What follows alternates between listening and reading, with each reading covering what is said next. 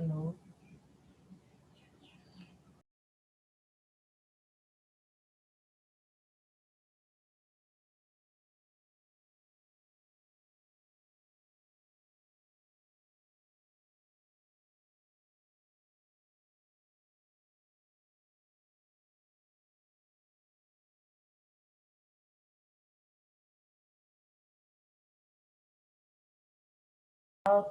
Could someone switch on their video and like speak for a little while just to check the stream? Yeah, let me check. You can just continue speaking. Yeah, I'm speaking. Yes. Hi, Yeah, Satya. it's working. It's working.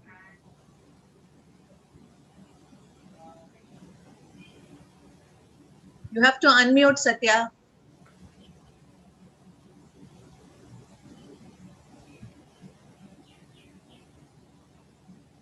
Is that enough, Yom? Or? Yes, yes, yeah. I think we are streaming now. Okay. Yes.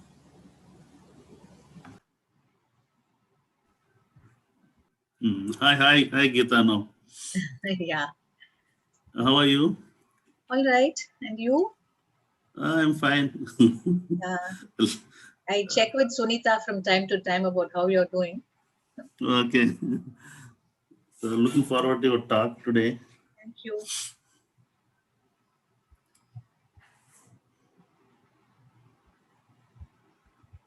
Yeah, so you were there yesterday, so roughly 40 minutes and 20 Yes, of minutes. course. That is Yes, the division. certainly. So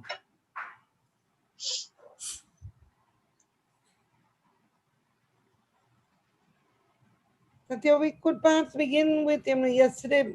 The idea was that at 5, any reminiscences, etc., that we would like to share about Babu, we could do that, and then formally we begin the talk and gives us people time to join and click the link, etc. So, if you'd like to share something about Hany Babu right now, because in case you felt you didn't have enough time yesterday, this would be a good time while we're just chatting to do so. anyway, no. So let's wait for some more time because Yeah, we just pretend for 10 minutes. Yeah, it's not there are even. two. Yeah, I think there are some other two meetings today. One meeting on UAPA, another meeting Yeah, Saturday CPDR, is and a bad day uh, because otherwise people have to Zoom for work, and these days they Zoom for knowledge on Saturday and Sunday. So yeah. I think there's some more meetings tomorrow. So Can you increase the volume, Warm? you have to increase the volume on your computer So, I don't know why it's or like on your this. headphones. And these Bluetooth headphones are notorious in. Yeah, I think it's better now.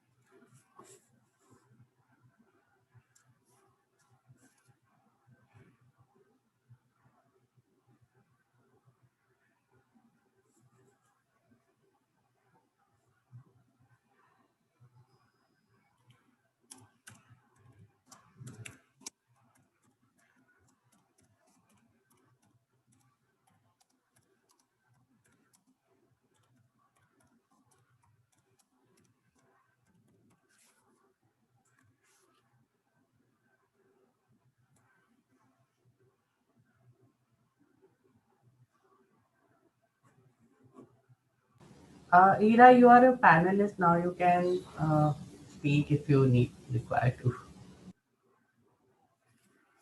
Okay, great. Thank you. Ira, my dear, you've been consistently joining from the wrong link. Oh. And then you upgrade me, so that's good. Yeah.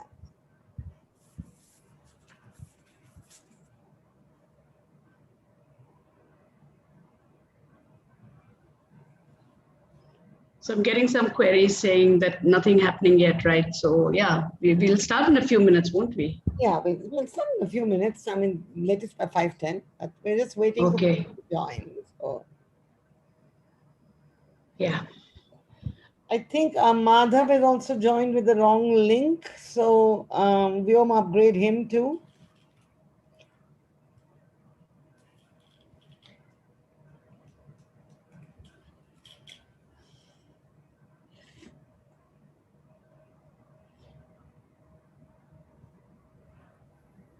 Yeah, he's analyst.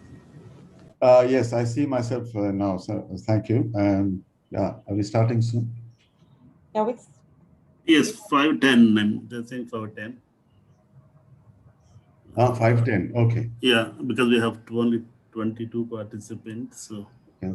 Sure. Hey, Madhav, long time. Oh, hey. Geeta. Yes. Yeah. How are you? All right. So Hey, Geeta. you're in Chennai now? Yes, very much. Yeah. So I keep hearing about you from my student. Darun is there, isn't he? Tarun, yes, Yeah, yes. I know. Yeah. He is very much, Yeah. dependent. He's inspired by you and wants to, He's from do the something. same college as I. Okay. Okay. Madras Christian College. Right.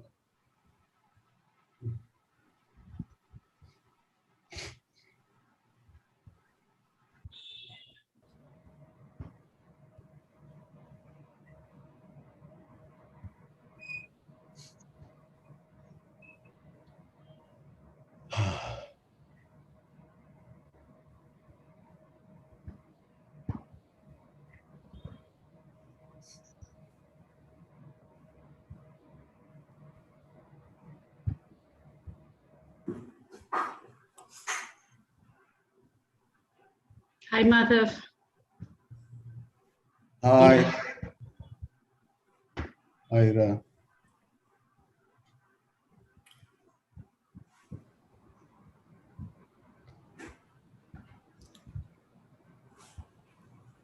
hi, Madhav. I can't hear you. You're muted. Yeah. Where are you Hi. now? I'm still in Bangalore. Monday morning, I'm driving back. Okay, so after that you go to Gujarat. No. After that? Yes. After that, Yeah. Okay. I mean, in August, 2nd or so. 2nd. Okay. some reason. I don't know why I thought that you had moved to Bangalore. No. So I was congratulating you on Oh, like that. being No. well I mean, shot of the place that we are all living in, university. it was just a longer visit than usual because I have time. So usually my visits are like 2 days, 3 days, but this time it was much longer.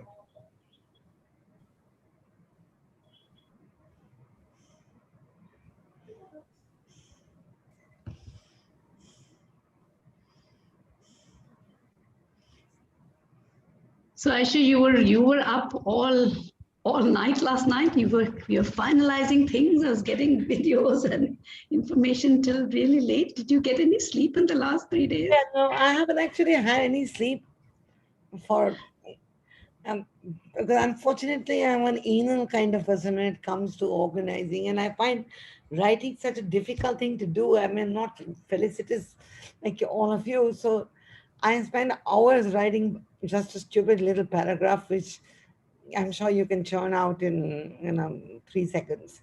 So, and also I've had a PhD student submitting, which is done. One of them. I have 4 more to go over the next 4 months. So it's been, and teaching.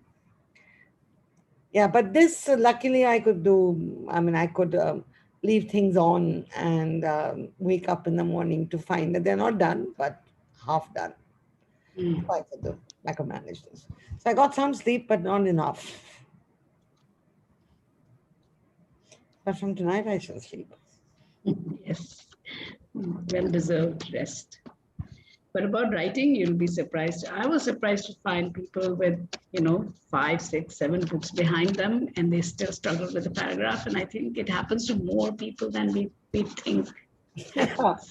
Yeah, no, it's nice to imagine felicity and flow in others, but I'm sure nobody really has it. On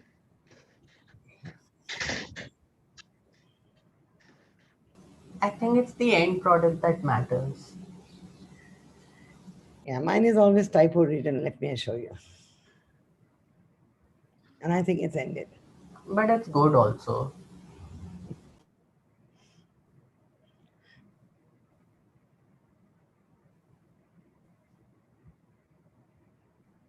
Yesterday we had a dream run yesterday. There was no issue. Everything went smoothly. We had the audience, we had the YouTube, everything was working.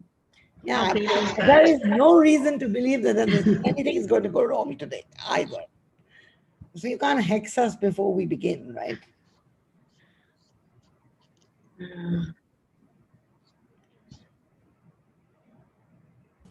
Things will go as smooth as they went yesterday.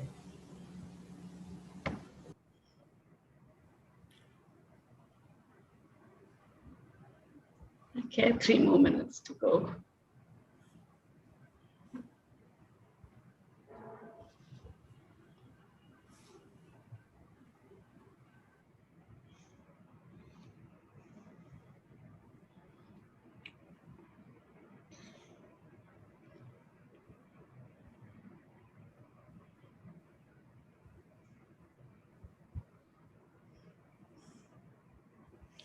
Because I hope the chat is visible to everybody. We have a YouTube channel now called Friends of Hany Babu. This is the link. And I've sent it to the panelists, the speakers at this conference. An email, we already have day 1 and day 2 videos, and we should be putting up videos from today and by tomorrow. I mean, the only real time it's going to take. And I have a little request, which I have already told the session chairs, but for us to be able to upload to YouTube, we need a minute so that we can stop and start a recording, because it just makes a smaller file and then each lecture can be uploaded immediately. So we'll just take a minute's break. So give Zoom time to digest one recording before it begins another. So my request to the session chairs is that we just, give us a sign that you're about to begin by saying, let's begin. And then, we'll find the end, but then we will beg from the attendees and the panelists a little time so that we can stop recording and just start it again. So it'll make life much easier for us.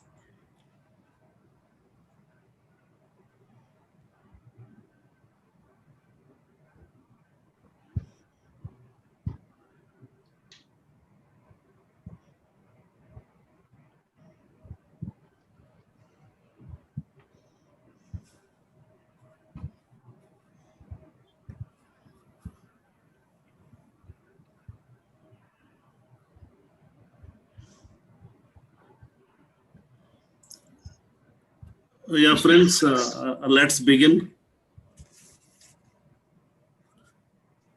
Vyom, that's your cue. Yeah. Yes. So this is the third day of this conference for Hany Babu, for the release of Hany Babu. And V. Geeta is today's speaker, the first speaker.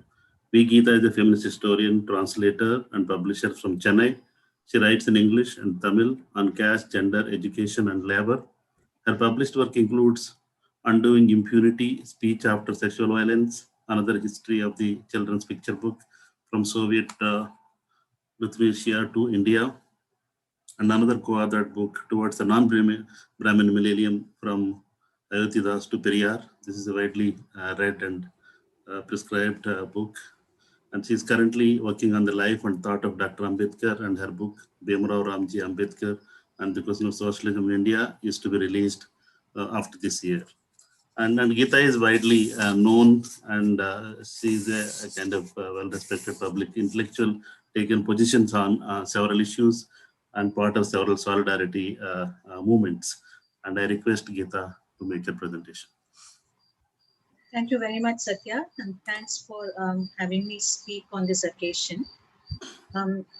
As I've been listening to various speakers these last 2 days, I have had very mixed emotions, a sense of hope as well as deep sadness. Um, the celebration of Hany Babu's scholarship, his sense of teacherly vocation, his consistent foregrounding of matters of justice and equality in all that he did and said, these are incredibly moving and signal what he stands for, on what indeed all of us stand for in a sense.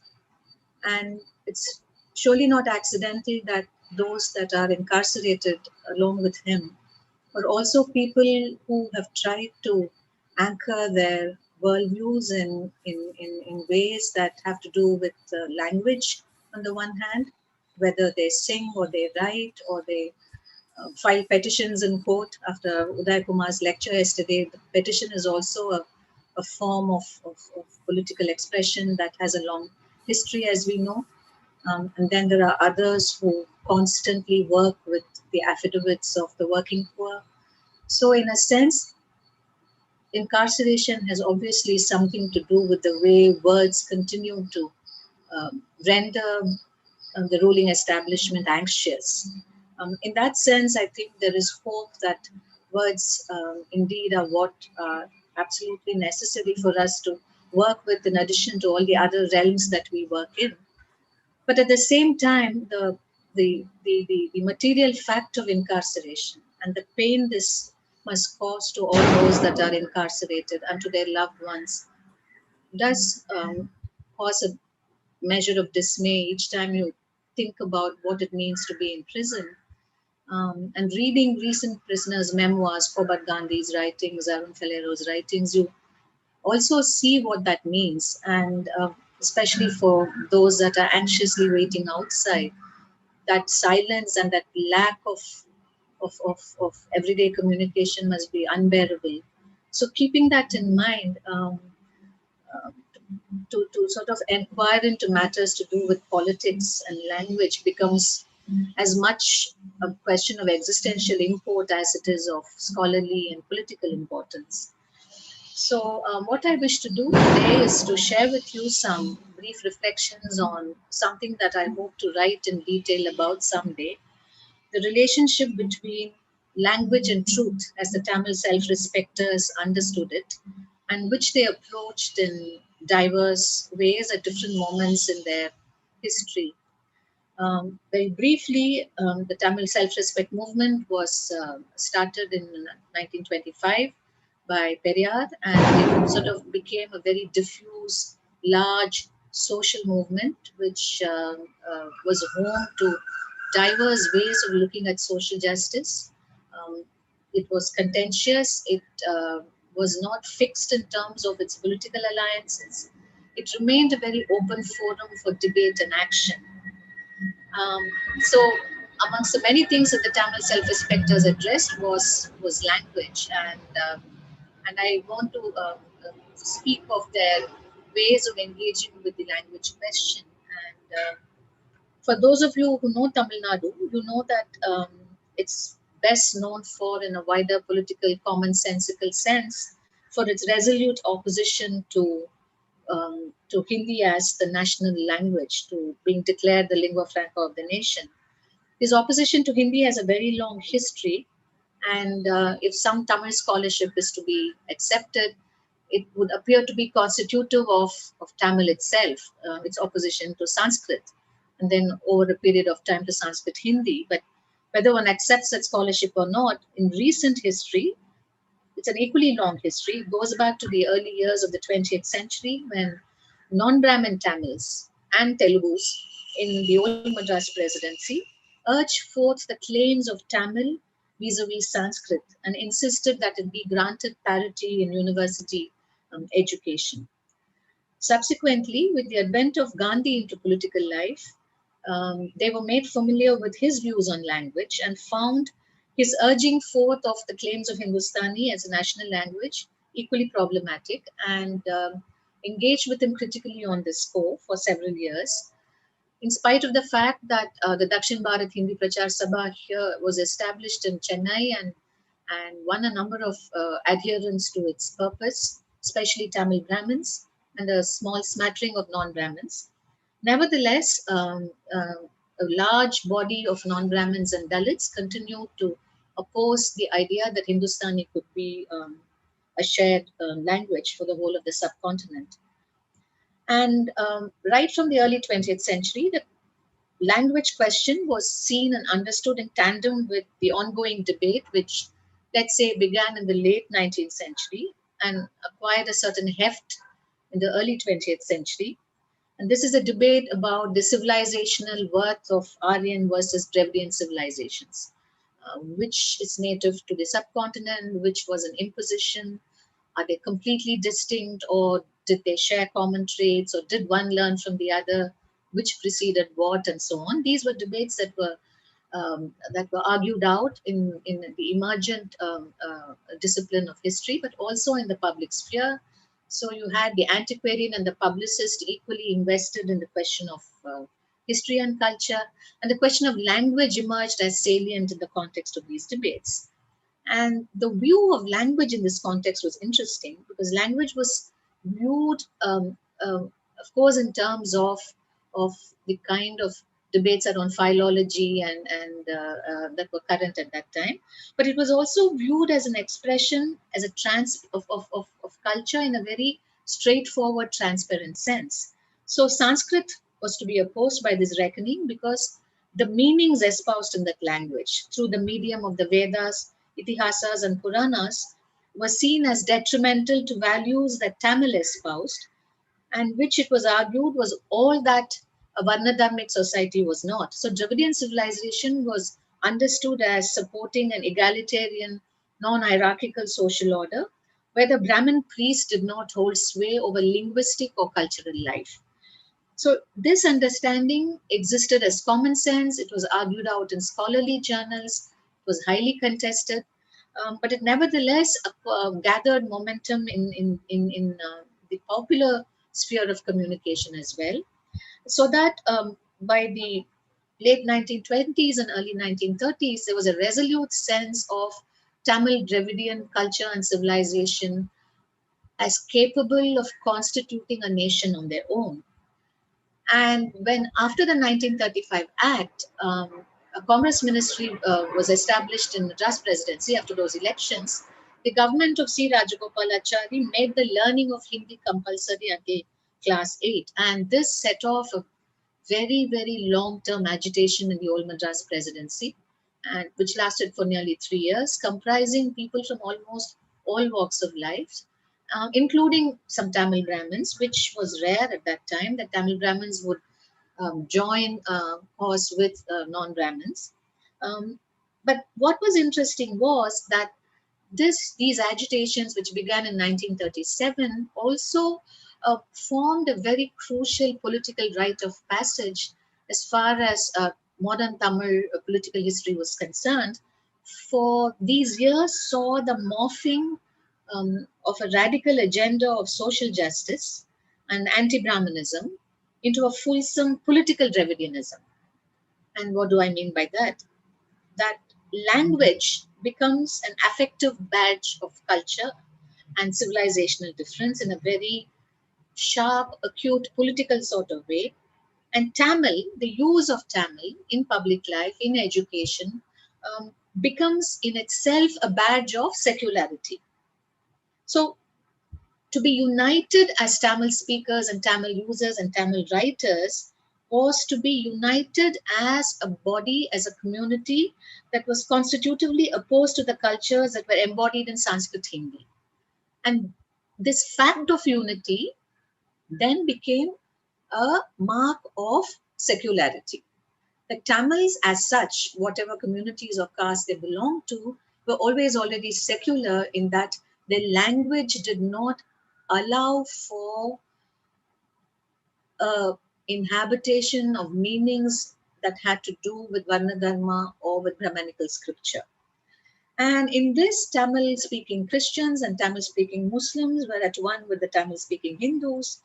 And such an understanding cut across castes as well. And as many Dalits were invested in the language question, as were non-Brahmins from different communities. And this is a complex historical political inheritance for Dalit politics even today, which is why you have someone like Tol Tirumavalavan of the Dalit Panthers of the Vidudalai Sirithaigal, also anchoring his politics of anti-caste radicalism within a broad discourse of Tamil identity and Tamil history, even though he constantly pushes that history and culture to take a reflexive look at itself.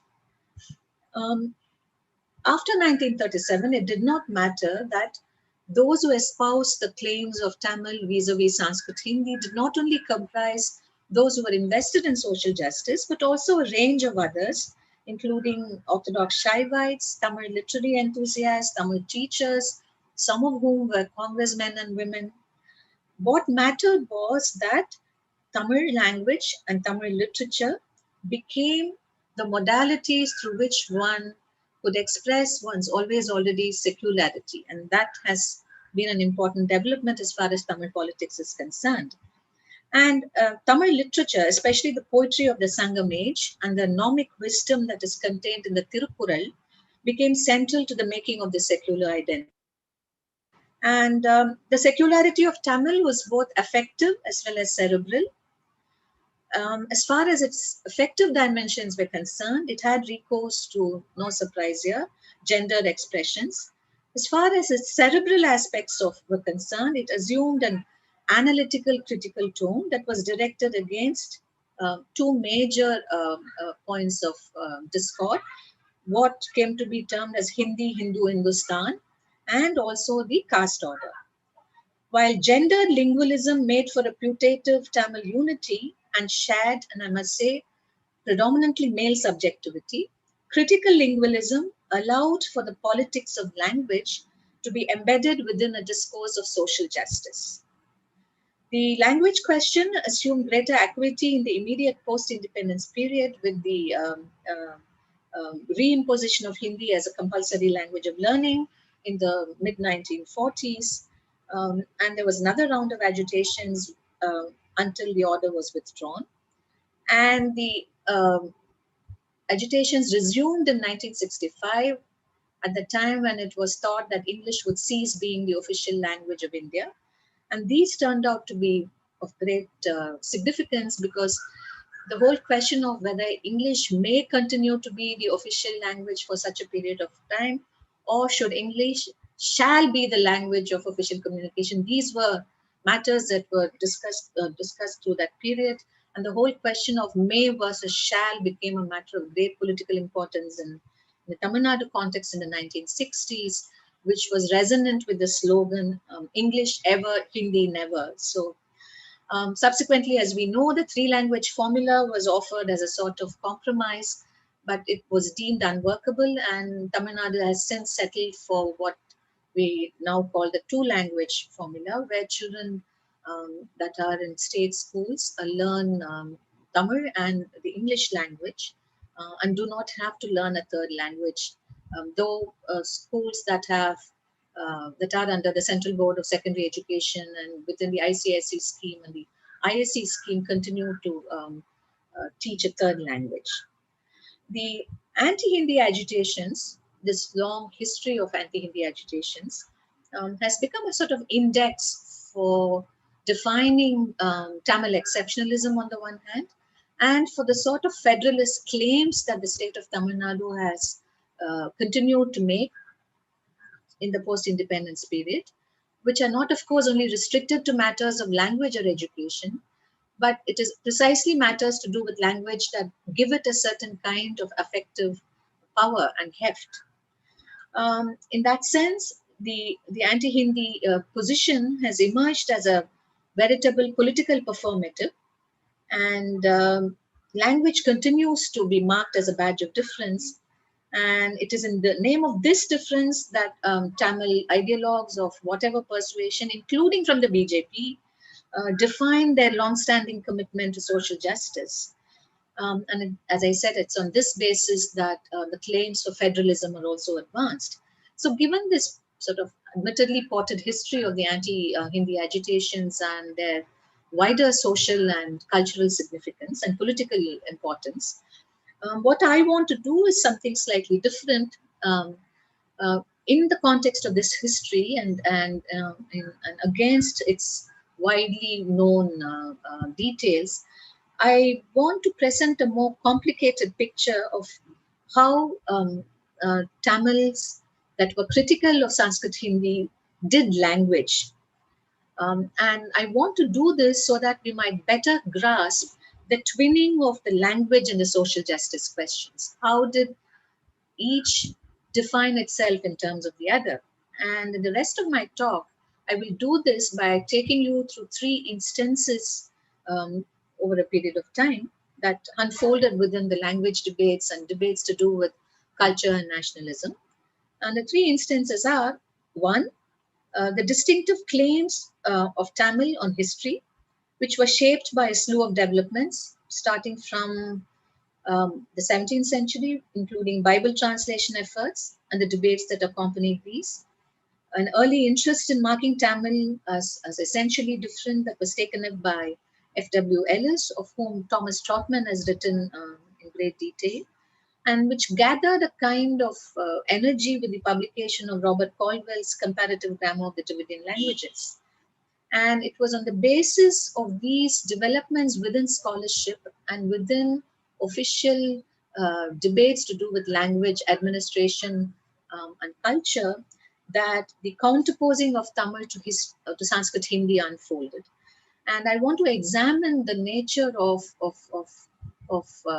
this relationship of Tamil to Sanskrit Hindi by bringing in a third language, which I shall do in a brief while. The second thing that I wish to address has to do with a reflective examination of the language question that was coeval with the counterposing of Tamil to Sanskrit Hindi. And this had to do with the modernist fascination for reason, science, and secularity, which was initially advanced from the late 1870s by two remarkable organizations which were headquartered in Chennai, in Madras. One was the Hindu Free Thought Union, and the other was the Madras Secular Society. And they ran these two magazines called The Thinker and Tattva Vivesini. And much of what they did in the realm of language was taken up and extended and expanded in extremely exciting ways by the self-respecters. The third thing that I wish to reflect on is the actual doing of language, which asserted its difference but refused celebratory lingualism, and which instead sought to repopulate the content of Tamil, so to speak, through a range of means: new coinages, translations, re-renderings, critique of existing literature. This was, of course, not restricted to the Tamil self-respecters. In fact, it has a longer history, which goes back to the early 19th century.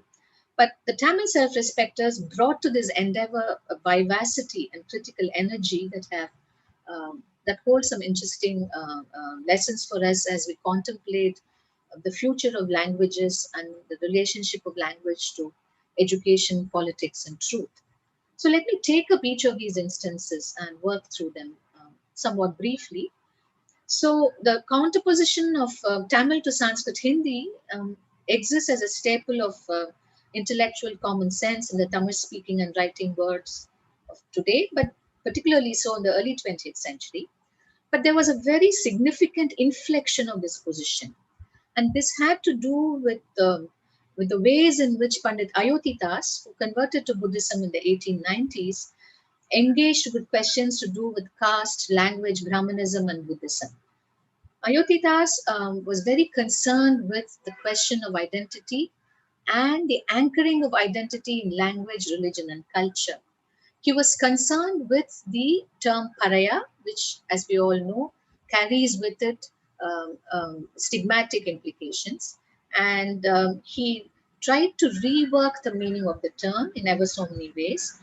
One, by constituting the Parayas as the oldest and most original community of Tamils, Purva Tamilar or Adi Tamilar, as Buddhists who had forgotten that they are indeed Buddhists, as representatives of a civilization that was set upon what he called Aryan Milechas, whose arcane and inconsistent lore and what he calls really useless knowledge overrode all that the Tamil Buddhists had created by way of material production, craft work, literature, and the arts.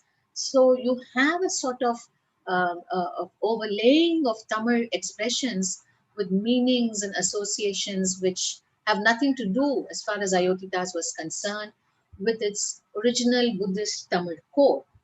And Tamil for him was one of the two languages that he argued were the vehicle for the expression of the Dhamma, the other being Pali.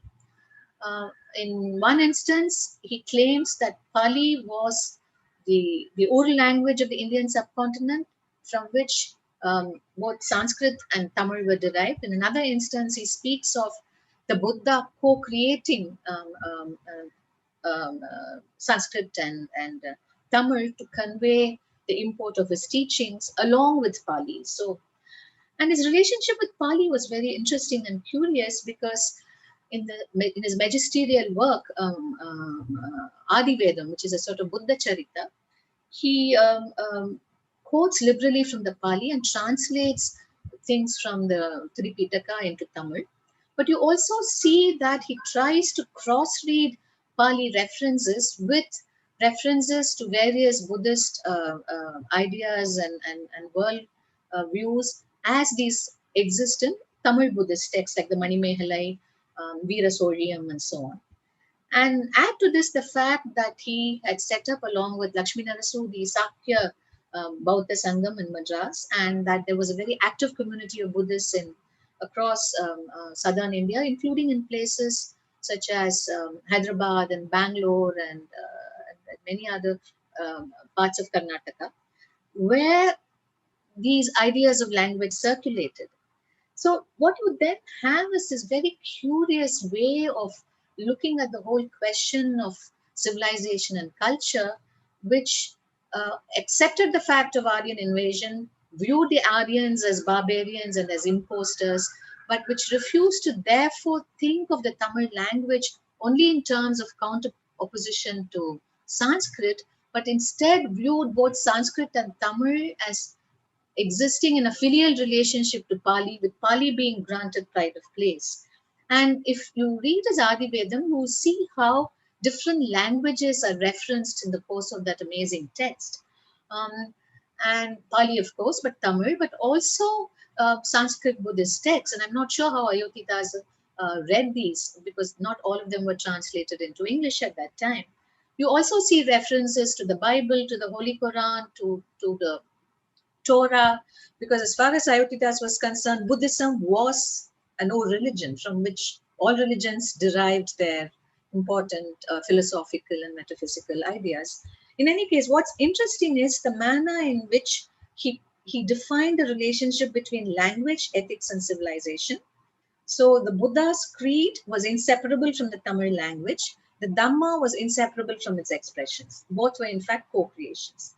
Secondly, he felt that in order to handle these source languages of Buddhism, it was not enough to just indulge in translation in a learned, within quotes, scholarly sense, but one would have to inhabit these languages in the spirit of the Dhamma. In other words, one would have to be a practicing Buddhist to actually grasp the import of these, of what the Dhamma was all about. So in an interesting sense, language becomes a habitation, because language is always already Dhamma in the way Ayotidas understands it. And in his work with caste and in his anti-Brahmanical writings, what you then see is the line of difference he draws between the core of things, what he calls ulmei, and what he calls the exterior.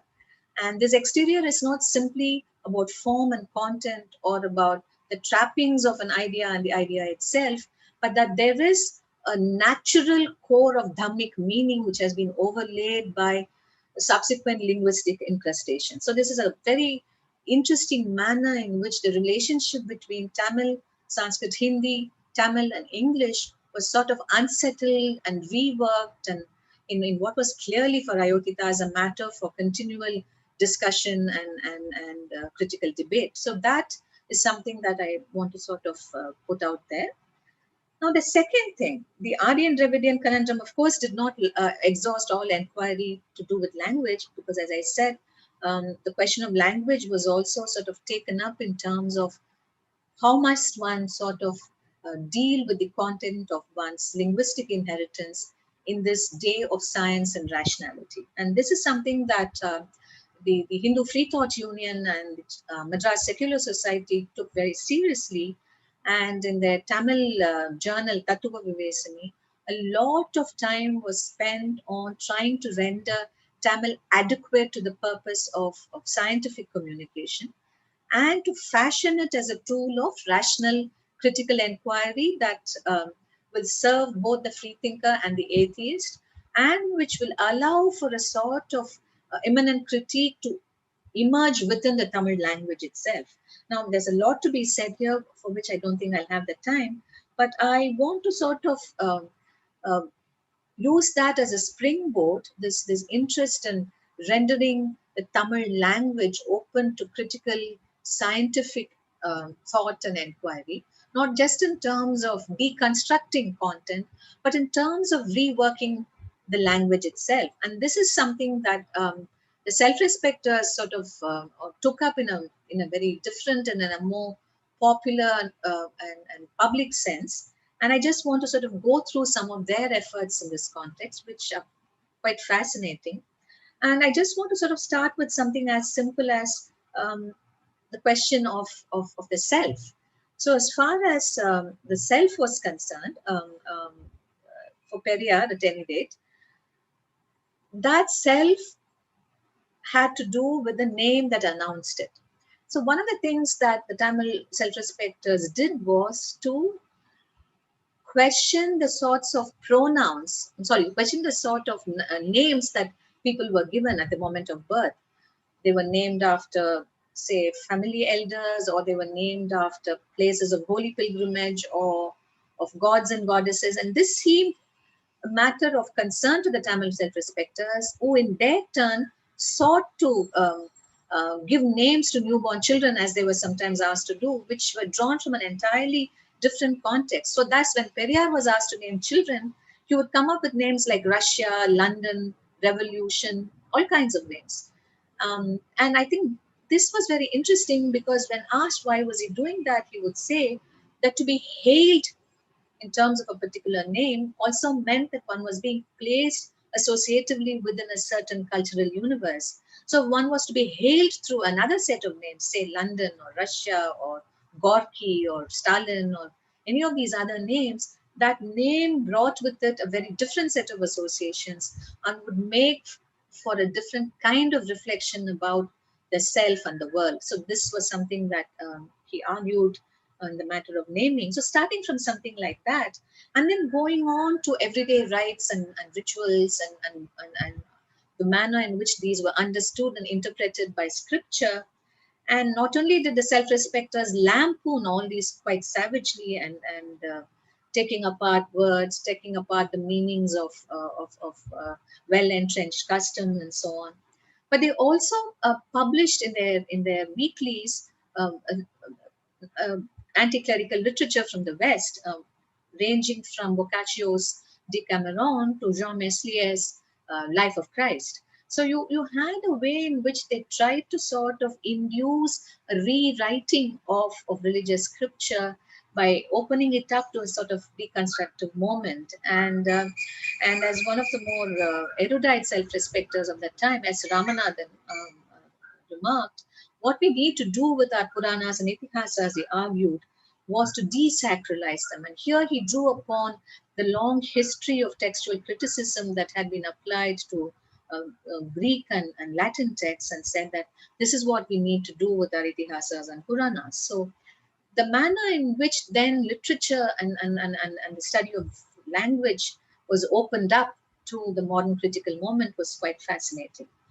And when it came to Tamil Shaivism, the self-respecters were sort of on more slippery ground, because while they wanted to sort of critique the lore of the Shaivites, they were also very aware of the fact that Tamil Shaivism claimed for itself an autochthonous sort of presence. And its adherents argued that it had very little to do with Shaivism in the rest of the subcontinent. And so what you then have is a kind of writing that is familiar with the metaphysics of Shaivism, but which then turns that metaphysics to the purpose that the self-respecters wish to advance, to the cause of self-respect, anti-Brahmanism, anti-caste equality, and so on. So you have someone like Swami Kaivalyam, who was extremely learned in Saiva Siddhanta doctrine and a polemicist, writing page after page of critical metaphysics in Periyar's Kudiyarasu. On the one hand, he would subject commonplaces to critique. On the other hand, he would sort of draw on the terminology of Shaivite metaphysics to open up debates within that literature on normative values such as equality, fraternity, justice, and so on. So this was also something that was quite fascinating at that time. Then you had someone like Singaravelu, one of the founders of the Communist Party of India, writing long articles in the vein of those that wrote on popular science. Then you had antiquarians as well as publicists urging the claims of history versus mythology. This is widespread. It's not simply the self-respecters who did it.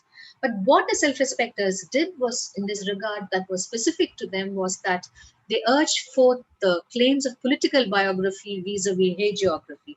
And this is something that you see people like Annadurai doing well into the 50s. But I think what is particularly fascinating about their work is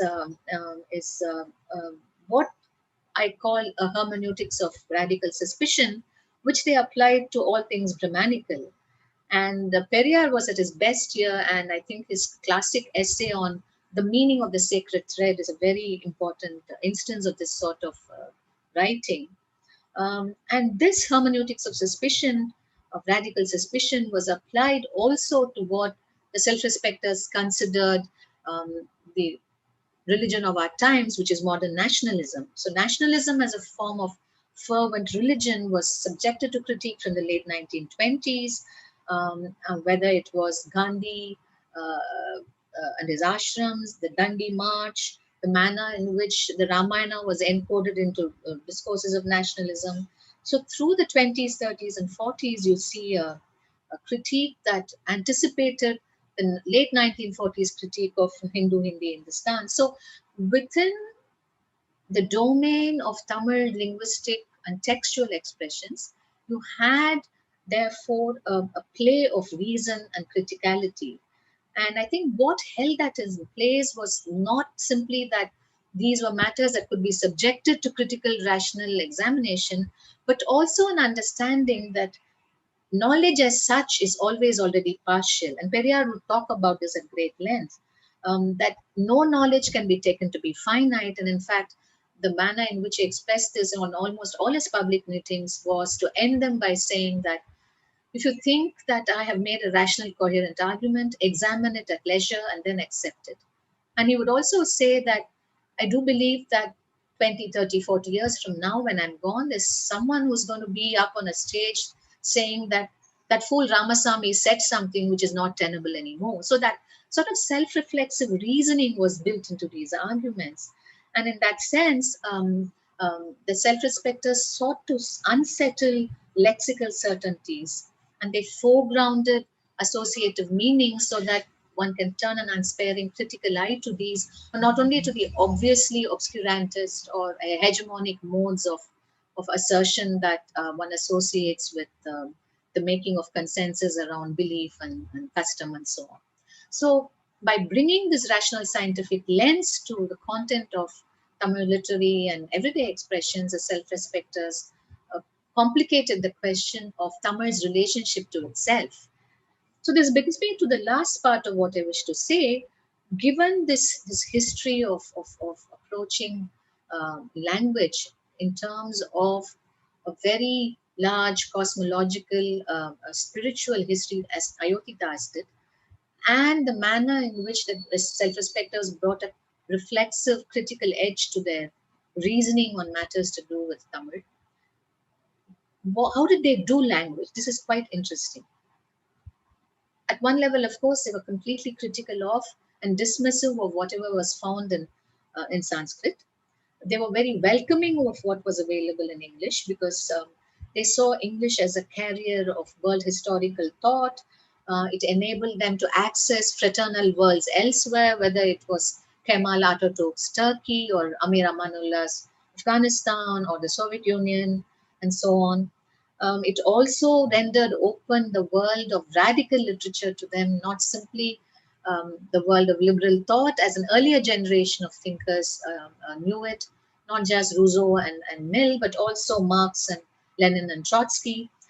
So all of this was important to them, and English was the means through which this indeed had been made possible. So the relationship to English was one that Hany Babu would have recognized and valued as something that holds within itself the capacity to forge a new kind of sociality, not just in terms of it being the conqueror's tongue, but it having emerged in the Indian context as a world historical language. So that's their attitude to English. But with regard to Tamil, what was very interesting was they had a two-pronged approach. One is, as I have pointed out, they were critical of how Tamil could still remain the seat of obscurantism and of religious law. But on the other hand, they also took to defending the claims of Tamil when it was challenged by Sanskrit Hindi enthusiasts. But in their actual doing of Tamil, they did something else. And I just want to quickly run through a sort of index of what they did. One is, of course, again, to start with the question of self. What is the self to be anchored in? The Tamil self was not to be anchored in Swaraj. Periyar sort of argued that what is one's birthright in linguistic lexical terms? It's not Swaraj. It cannot be Swaraj. Before one could actually aspire to or access Swaraj, one needed to experience the sense of self-respect, Suya Maryade. So self-respect became the ground for self-cultivation and equality and the making of what Ambedkar would call the associational life. And therefore, this self that was sort of charged with self-respect is not simply going to experience the world through blood kinship or the family. And instead, social kinship was important in the wider sense of the term. And this was sort of marked by the self-respecters urging everyone to address each other as comrades. So it was not the left that introduced the word comrade into the Tamil language, Torah, but it was the self-respecters that did so. A third thing was to sort of look at the vocabulary of caste and do something critical about it. And here, two terms were of importance, the term Shudra and the term Paraya. And the term Shudra was mapped on to the textual meaning that was accorded to it and which circulated in the popular realm as well. This is Shudras as Dasiputras, as of flawed birth, as those that were children of miscegenated marriages between Dasi of the Dasi Dravidian women and Aryan Milechas. And here there was a sliding of meaning between Dasi and Vesi. Vesi means the Tamil word for Vaishya. And how the Shudras had come to wear this identity completely unaware of what it signified. So there was a sort of attempt to consistently interrogate the term Shudra. And in fact, the term Paraya, even though its stigmatic meaning was accepted and viewed as problematic, it was seen as not as downgrading as the term Shudra, because as Periyar once wrote, the term pariah does not indicate flawed birth so much as separation and abjection, but it also makes it very clear that being placed outside the caste system, the so-called untouchables are the only ones who are of human birth, because everyone else, and here he references the Purusha Sukta, are born from this godhead. So natural birth was a provenance of only the Dalits. So therefore to him, the term pariah, while problematic, held within itself the possibilities of recovery and liberation, whereas no such thing was possible with the term Shudra. And when he was confronted with the fact of Shudra communities trying to remake their identities by calling themselves Vanya Kulashatriyas or Bhuvaishyas or Devendra Kulavelalas, he pointed out that an affirmation of one's Varna status granted credence to the Varna system as a whole, and worse, confirmed the Brahmin in his position as the superior of the four Varnas. So one cannot therefore get away from the fact of Shudrahood, was his argument. And in this context, very interestingly, given the fact that a number of so-called Shudra castes were also working communities, he sort of tried to place the whole question of caste-based labor adjacent to arguments about class, and distinguished what he called a jati toilali, or a caste worker, from Kuli toilali, who's a wage worker. And he said the two are not the same, because a caste worker, what he has given to himself is caste consciousness. So he constantly seeks to leverage himself into a superior position within the caste order. And he is not open to remaking this consciousness as proletarian consciousness. Whereas the wage worker, who is perhaps aware of him being a proletarian, is not aware of the fact that proletarian consciousness in itself cannot rid him of caste consciousness. So he tried to sort of work with these two terms in interesting ways, just as he did with the term samadharma, which he felt was more capacious than the term poduvudamai, which is a Tamil word for socialism, saying that the one had to do with the sharing and equal distribution of resources, whereas Samadharma had to do with rights and with the one Dhamma that binds us all as equal human beings. So the whole discourse of caste and class was also complicated. And in this context, religion was brought in a very interesting sense, because if temples are the repositories of God and Brahmanical control, then the Brahmin becomes the mediator of what Periyar considered the conveyor of spiritual surplus. By keeping the Shudras and the Dalits in willful ignorance, the Brahmins exploited their lack of knowledge, and thereby garnered for themselves spiritual surplus, which was then transferred on to the Godhead. So according to S. Guruswamy, one of the most fascinating thinkers of the self-respect movement, God was not simply God, but he was a stone capitalist. He was a Kal Mudalali. So very, very interesting.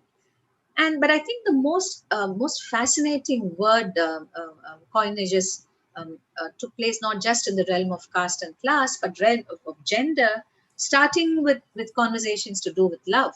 For example, the Tamil word for romantic love, kadal, was reinterpreted so that it did not simply connote sentimentality and affective worth, but also had to do with respect, with trying to forge partnerships across castes and religions, and so on. And in this Geeta, please, context, yeah, I have please 5 more conclude. minutes. Yeah, I'm going to conclude. And from here, what you then have is that desire becomes a natural emotion, as opposed to the lack of choice within caste marriages. Caste marriages themselves become problematized by the foregrounding of chastity as an undesirable norm. And Periyar sort of has an entire set of terms that he uses to criticize chastity. Marriage becomes not a matter of sacrality, but a question of contract. And within the self-respect lexicon, there are at least a dozen terms that were used for marriage. And the whole obsession with women's sexuality and its regulation and control is seen adjacent to the kind of fervent, unthinking nationalism espoused by the nationalists, and the fervent, unthinking linguistic affect expressed by linguistic nationalists. So in a very interesting way, the world of gender was sort of sought to be disaggregated. Motherhood was seen as a burden. The word that Periyar uses is pillai perum tollai, the scourge of childbearing. And sexual choice is seen as relative to time and place and history. So, in these extremely fascinating ways, the self-respecters did language by opening up the meanings of words, by coining new words, by scrambling existing words. And of course, in each of these instances, they match what they did with words, with particular acts of protest, with particular claims they made on the law and the state and so on. So, what I wish to sort of point out by way of a conclusion is that these three ways of thinking about language and doing language, the claims made on behalf of Pali, the manner in which science and rationality were brought to induce a measure of reflexivity within those that produced text in the Tamil language, and the radical sort of unsettling of lexical meaning in contemporary Tamil debates, all of these made for a very fascinating critical public pedagogy, a kind of Socratic labor that was undertaken over decades, and which was then overlaid with the spectacle of the mass meeting linked to affective oratory, which became the hallmark of Dravidian nationalism. So it seems to me that when we think of the relationship between language, identity, and rights, the sort of place granted to anti Hindi agitations and Tamil assertion in the context of Tamil politics has to be read alongside these other ways of doing language, of being in language, of inhabiting language. Though this manner of thinking about language is not often seen as adjacent to the more popular and well-known forms of Tamil linguistic and cultural assertion. Thank you.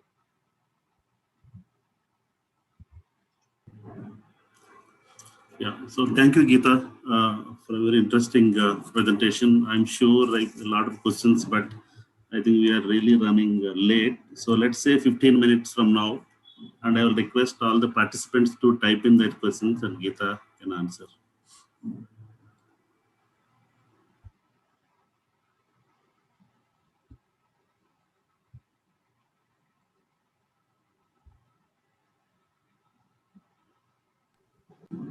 I just put a question into the chat box. Geeta, Yeah. could you read? Can you read it? And I Yes, hope yes, I can, I think. Two questions. Wondering what the self-respecters' relationship to the diagnostic situation that obtains within Tamil and between regional and other socio-lectal language variation. Two, what was their perspective on the long and rich tradition of grammatical traditions, etc., the Tolgapiam and the grammatical traditions of the non-Tamils. The diglossic situation, I think, was not explicitly addressed by the self-respecters.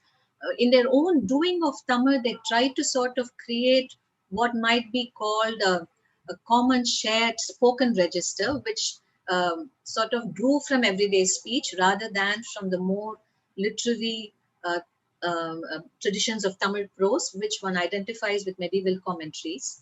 But they did not explicitly address diglossia. Um, um, when it comes to the grammatical traditions, it's interesting that they did not engage with it, except, of course, scholars within the self-respect movement counterposed the Tolgapiam to Panini's grammar, and there's always this debate about which preceded what, and they were part of those debates. But Ayodhi Das had some very interesting things to say about grammar. He, for instance, at the time that there was this big proposal to create a dictionary of the Tamil language, um, um, sort of wrote this long essay on the importance of the makers of the dictionary having to heed the Tamil nigandus, the lexicons that had been created over a period of time, largely by Shramana scholars, Jain and Buddhist scholars, because a nigandu was not simply a word list, which is not simply something that sort of referenced meaning, but which also came with a certain cosmology. And he felt that it was important to engage with the cosmological basis of lexicography and not just with the aspect of meaning. And he put out this argument at the time that it was made. I don't know if he followed it up because we don't quite have access to all his writings, but that was one important gesture in the direction of grammar.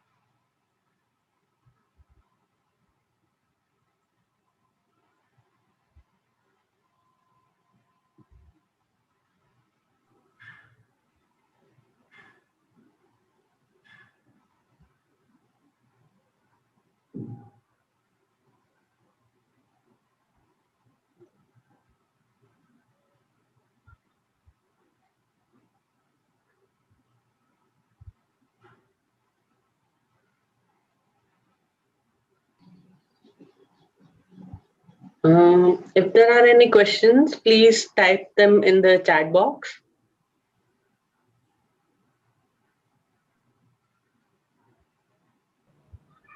Yeah, if I may just speak by virtue of having access to my voice. So this Gita presents a very different, well, maybe a more complex picture, not necessarily very different, where if you look at Subhati Ramaswamy's work on Tamil as mother, and and what you have here is a quite a different picture of an individual's relation to the language. So in Ayogi Das, it comes with Buddhism as the core, Tamil as inherently Buddhist, and what you get is a more complex picture than perhaps we have. But clearly, it is also Tamil as mother goddess, is something that saliently emerged in the 20th century and from the late 19th century onwards. So, would you consider the self-respecters that you've described as either as part of the same tradition that made Tamil as mother goddess, or are they are in some kind of interrogation with that relationship? Yeah, I mean, very briefly, Sumati's work is sort of takes a very synchronic approach to looking at imagery, and Right. she collates a number of historical moments which make it difficult for us to understand why those descriptions emerged in the first place. Having said that, there is a history of viewing language in terms of the gendered, the female body. It's there in nationalist discourse Yes. in Tamil, for example. It's also there in the writings of the DMK ideologues. So my talk today did not deal with that phase of the Dravidian movement because I think that is what has sort of come to define Dravidian nationalism in some ways, which I alluded to very briefly, that there is this affective aspect and the cerebral aspect. And this affective aspect is constitutively gendered. So, for example, just to give you a flavor of how gendered it can be, and it's not simply the mother figure. So, one of the most oft repeated wall writings in the 1965 protests was when Tamil is sort of compared to the designated bride, the cross cousin bride that every Dravidian man can hope to marry. English is seen as the beloved, the mistress that he can hope to have, whereas Hindi is the whore. Oh. So it's a very, and these terms circulated in very, very complex ways in the kind of anti-Hindi rhetoric that was resonant from the late 1930s. And one can actually mark a sort of disjuncture in the self-respect magazines between prior to 1937 and after 1937. I think the affective gender dimensions of language and the nationalist ways in which language embodies the putative Dravidian nation, I made very clear. There's this amazing cartoon where Tamil becomes Draupadi, and Rajaji and his cabinet become the Kauravas for stripping Draupadi of her honor. So the self-respecters do an immediate sort of retreat, and later on in the 40s, you see those images disappear from their newspapers, but they acquire a very rich life in DMK journalism. So gender is certainly very central to this project, and at least in my understanding, Dravidian nationalism is a very complex project in which subalternity and masculinity are interwoven in extremely tight ways. And it is only the self-respecters' imminent critique of the language that allows you to interrogate that. And more recently, the Dalit and feminist critique of that politics. So would you say that there is enough, and just to follow up, since nobody's in the chat box, so would you say there is enough material from this period that you just described where, maybe there isn't any direct engagement with grammar, but it is with the form and the substance of language in, what do names signify, which worldviews do they embed you in, etc. That there is enough and widespread literature in the self-respecters movement to merit further study or in-depth study? Is there a lot of things there? I'm just scouting for possible PhD Oh, topics. no, no, certainly. I mean, in fact, I've always sort of urged students who are interested in language to actually look at the keywords of the self-respect writings. I mean, there's a lot of work to be done there. And they themselves fostered language reform in a big way. At one point, they wanted to do what Ataturk was doing, take off the Tamil script and use Roman script to do Tamil. That was one of their most maximalist thing about, getting away from affective sentimentality. But also, they wanted a more simplified form of the Tamil alphabet to encourage the use of the typewriter and looking forward that make it easy for the language to be used through the use of machines, which is the Tamil that you have today in some ways. So they were interested in questions of syntax and the shape of word, letters, and so on.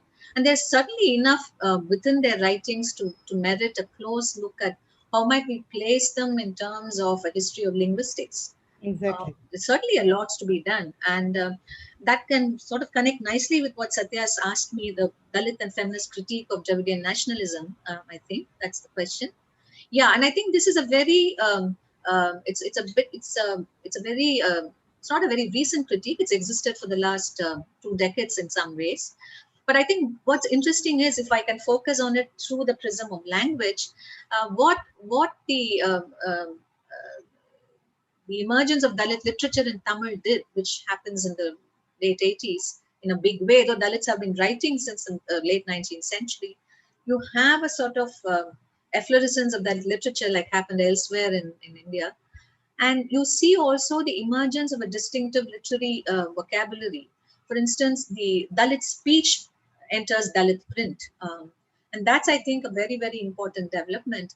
And when Dalit speech enters Dalit print, what it does is it also complicates our notion of what is Tamil. Because there's also this idea that there is a way of speaking Tamil that alone qualifies you to be Tamil in a certain sense. And Cheri Tamil, or the Tamil spoken in the Cheris, does not quite make it to that proper Tamilness that all of us are meant to aspire towards.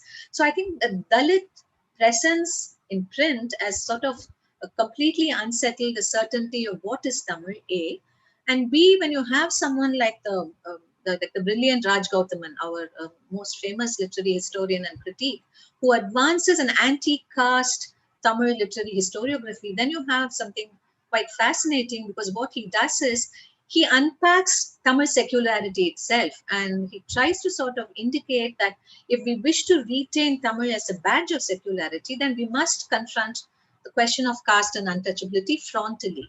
And we need to reread our literary classics in ways that point to how separation and abjection were built into their content. And if there is sort of a space for emancipatory of emancipatory literature or lexicality, then we need to draw these out and show how these can be made to work. So there is that very strong critical voice emerging from within Tamil letters and within the area of Tamil literature itself. And politically, of course, there has been a consistent questioning of Tamilness, so to speak. What is Tamilness? Can you have a putative Tamil identity when there is still the division of spaces, when there is still untouchability, when there is a sort of everyday tension in village life, when Dalit attempts to assert rights is not countenanced? There is that constant critique made by Dalit parties, even as they keep conversation open with the larger non-Brahmin Dravidian world. The feminist critique is more agonistic, largely because this is not again unfamiliar. No one wants to listen to the feminist critique seriously, because what it means is a very sort of radical relooking of the terms of the Dravidian consensus itself, and to understand where this consensus worked, where it sort of explicitly was patriarchal, where it sort of closed off avenues for further discussion and so on. Some of us have been trying to do it, but it's not been a very easy thing to do in the Tamil context. And also because the only point of congruence for this critique is with the Dalit critique, and the Dalit feminist dyad is sort of induces a great amount of anxiety in circles that still wish to uphold a less problematic view of the Dravidian consensus. A question from YouTube: could I speak more about the difference between political biography in opposition to hagiography? To go further, what was the view when political biography assumed hagiographic modes based on genealogies of power, property, vocation, etc.? Thank you. That's a very good question. I actually want to sort of reference a particular article that C.N. Annadurai wrote in 1947 or 48, I'm not sure, while he was still with Periyar and the Dravidar Kazhagam before the DMK was formed, where he sort of takes to task the kind of routine fare that's found in Tamil journalism. And he speaks of how he actually counts the number of articles, the number of paragraphs devoted to these subjects, and shows how interpretations of scripture, harikathas, modern dance that draws from the Itihasas and Puranas, literature that has to do with religion, these seem to occupy an inordinate amount of space in Tamil journalism. And against these kinds of writings, he urges forth the claims of history writing, and not simply about Dravidian history, but he says, let's draw on world historical accounts, let's learn the history of others like us who are challenging Hindi, Hindustan. And he explicitly references Fizo and the Naga nationalists in the Northeast.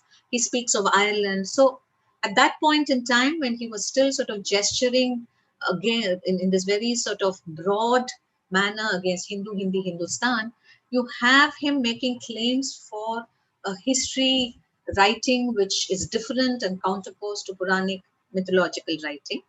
He also says it's important to know of the lives of great men in history, the movements that they commanded, and so on and so forth, and therefore the claims of political biography as against hagiography. Now, of course, what you have is that right from, say, perhaps the 1950s onwards, with the effective power of Dravidian nationalism winning for itself a very wide constituency of adherents, there is also the making of a new gallery of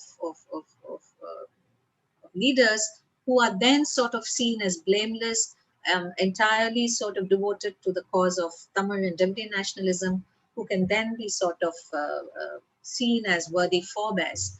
Now, that's on the one hand. On the other hand, you have the construction of a canon of Tamil thinkers or Tamil scholars and Tamil writers, which continues within two different realms, one in English and one in Tamil. And what you see in the English, and I'm glad that Aisha brought in Sumati Ramasami's work, is that the kinds of texts that assume centrality in English writings on Tamil intellectual life or on Tamil political history, they make for a certain sort of argument which positions certain writers in a favorable position vis-a-vis other writers. And I'm not talking explicitly of Smriti's book, but generally there's a great deal of writing in English on Tamil political developments which does that. In contrast to that is writing in Tamil which hagiographizes the Dravidian movement itself.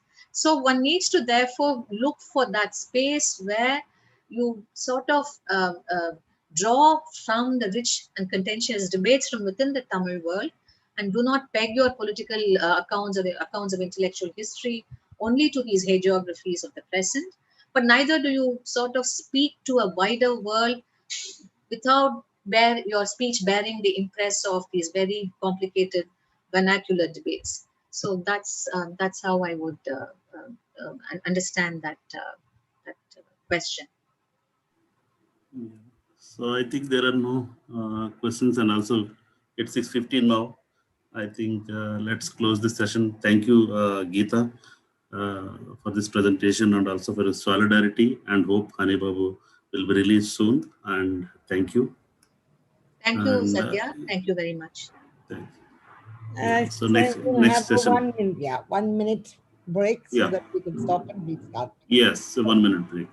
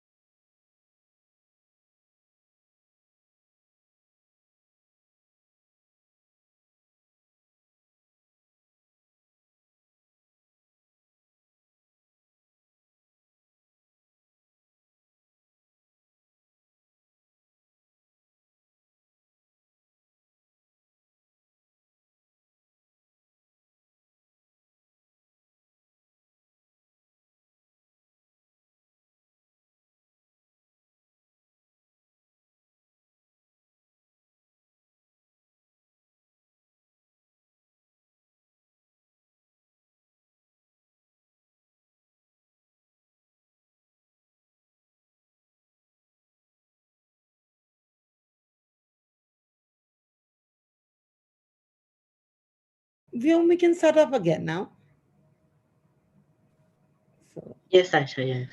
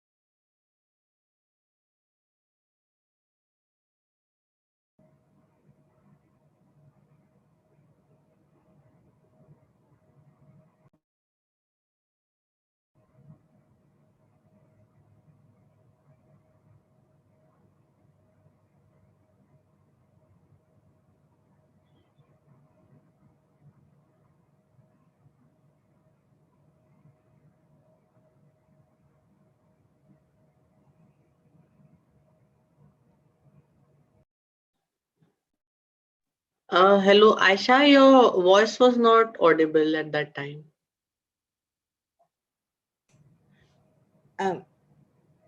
hello?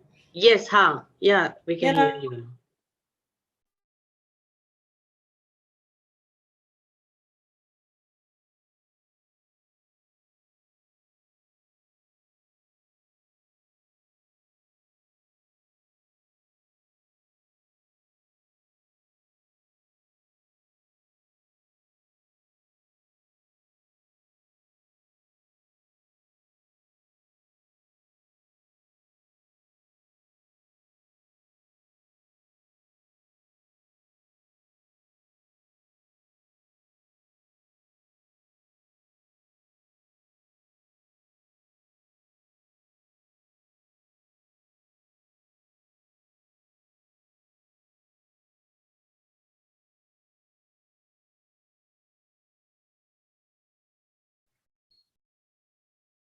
Hello. Yes, Aisha, can you hear us? Yes, indeed, I can hear you. Okay, Professor Madhava Prasad is chairing this session. okay, yeah.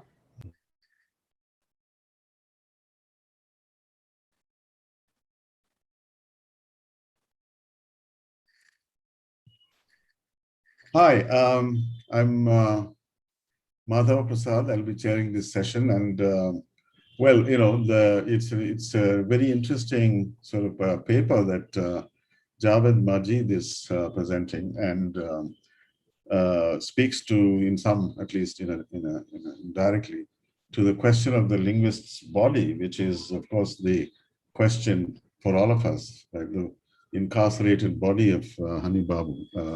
He might be still practicing the linguistic craft inside there, but we want his body to be free to do, as whatever, wherever, go wherever he wishes. So this interesting paper is being presented by the linguist's body, Grierson's eyesight and the ocular in the LSI, the Linguistic Survey of India, 1903, 1928, is being presented by Professor Javed Majid of King's College London. 1 minute, please.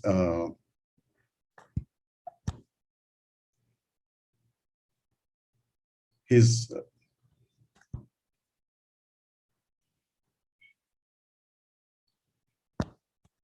It's a paper which takes up the unpublished correspondence of Grierson and talks about the problems he was facing with his eyesight during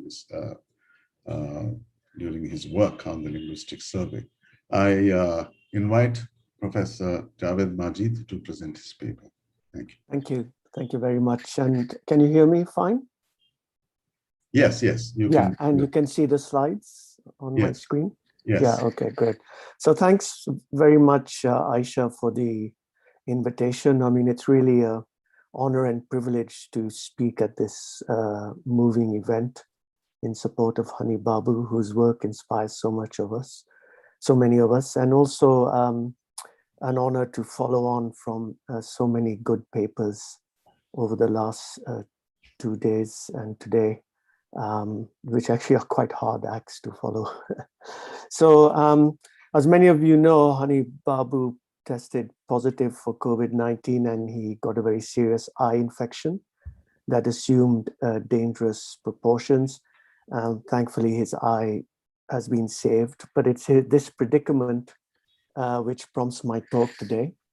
And what I want to really talk about is to draw on Greyson's unpublished correspondence to look at the question of his struggles with his eyesight, the question of embodiment, and the dynamics of looking in the Linguistic Survey of India.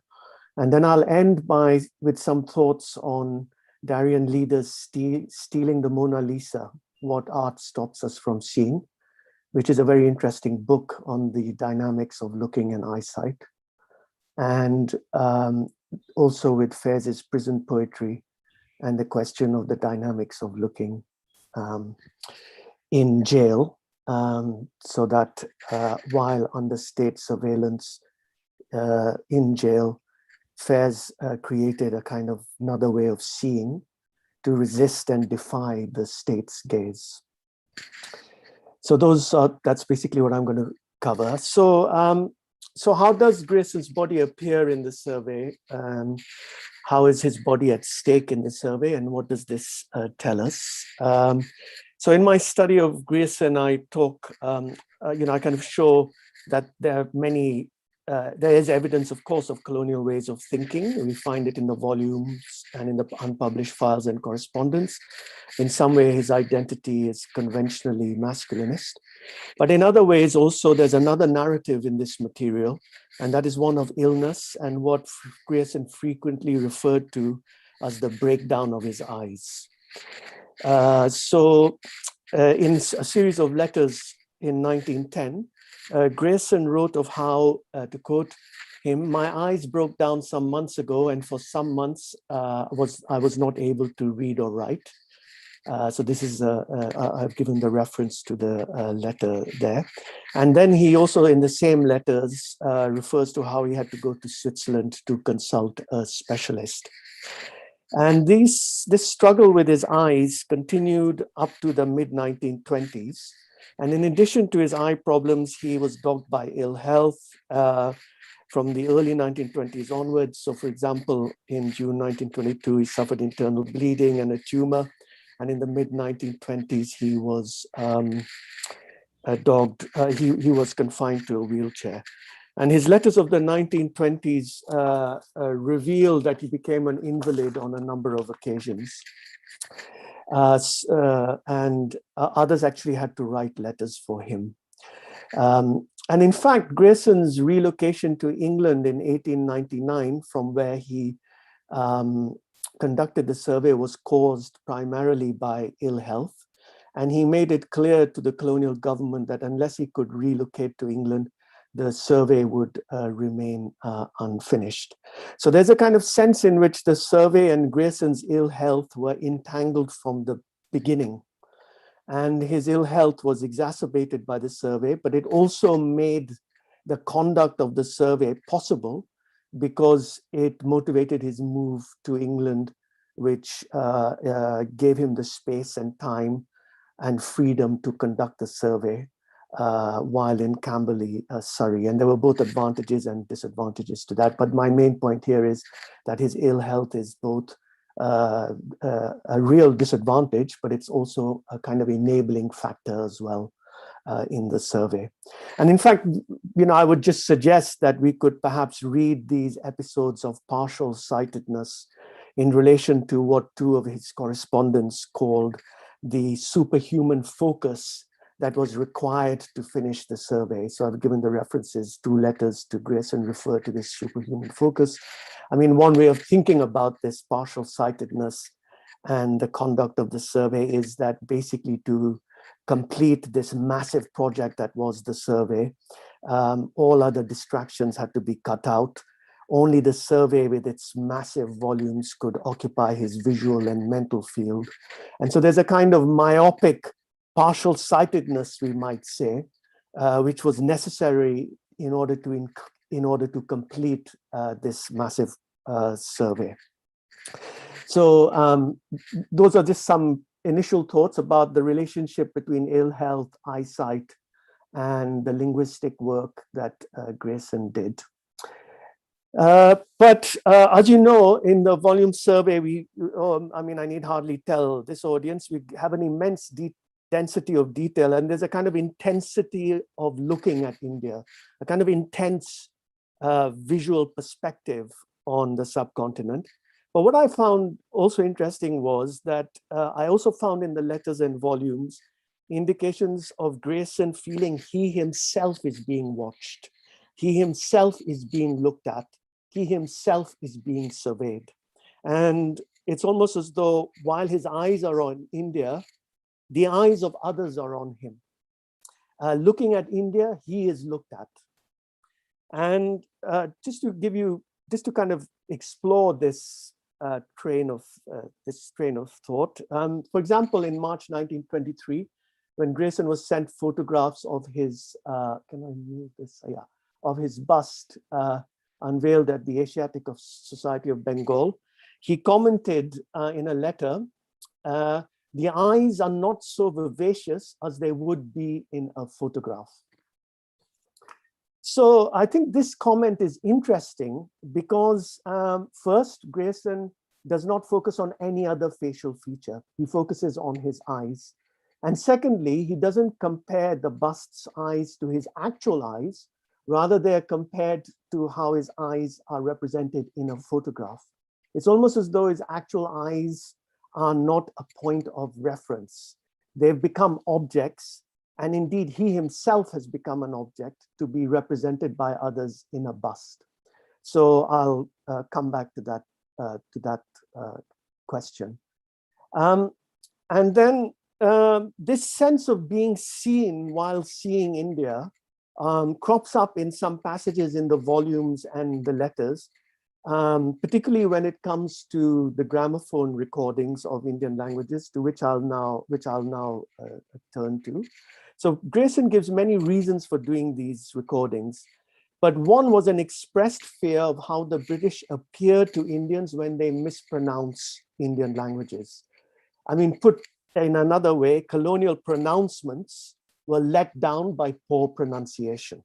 And this is quite kind of explicit in the letters. And in my study of Grayson, I give many citations to show this. So there's a sense in which the gramophone recordings are about strengthening the colonial order as an auditory order, as an oral order. And in relation to this, there's a kind of revealing passage of this fear of being looked at and the estranging effects of the gaze of others, something which I think resonates with us today, but I'll come back to that when I talk about Fairs and Darien Leader. So when, for example, stressing the importance of cadence in speaking Indian languages, he describes in volume 1 the case of an English official speaking Bengali, and he says this, it's almost a kind of caricature of an English official. On his arrival in India, he may possibly speak the language with perfect verbal correctness and with fair pronunciation. Yet, if he addresses the simplest sentence to a villager, he will find it a common experience to receive as a reply, "Saab, I do not understand English." So without attempting to identify his separate words of his questioner, he couples this strange sentence melody with the white face and jumps to the conclusion that he is being addressed in English. So there's this kind of sense that these kind of slippages in pronunciation lead to the estranging effects of the powerful gaze of the Indian other. It's only by pronouncing correctly that you can be seen correctly. Okay, so that's somehow you can have kind of control over the gaze of the other. So that's, let me now just kind of explore a little more some of the kind of paradoxically generative failings of Grierson's eyesight. So, and the question of embodiment in the gramophone recording. So I've already kind of looked at the gramophone recordings in terms of controlling the gaze of others through articulating by pronouncing correctly. And now I just want to look at how the human body appears and disappears in the gramophone recordings. So let me begin by just considering how in the correspondence I found kind of very basic questions raised about human beings as embodied entities. So Grierson and his correspondents repeatedly described the gramophones as talking machines.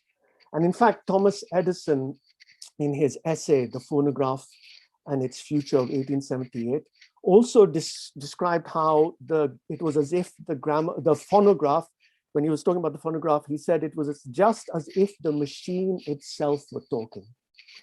And moreover, in Grierson's correspondence, there are a lot of references to the phonograph and the gramophone as, sorry, beg your pardon. So this term, the talking machine, captured the combination of biological and mechanical functions attributed to the gramophone.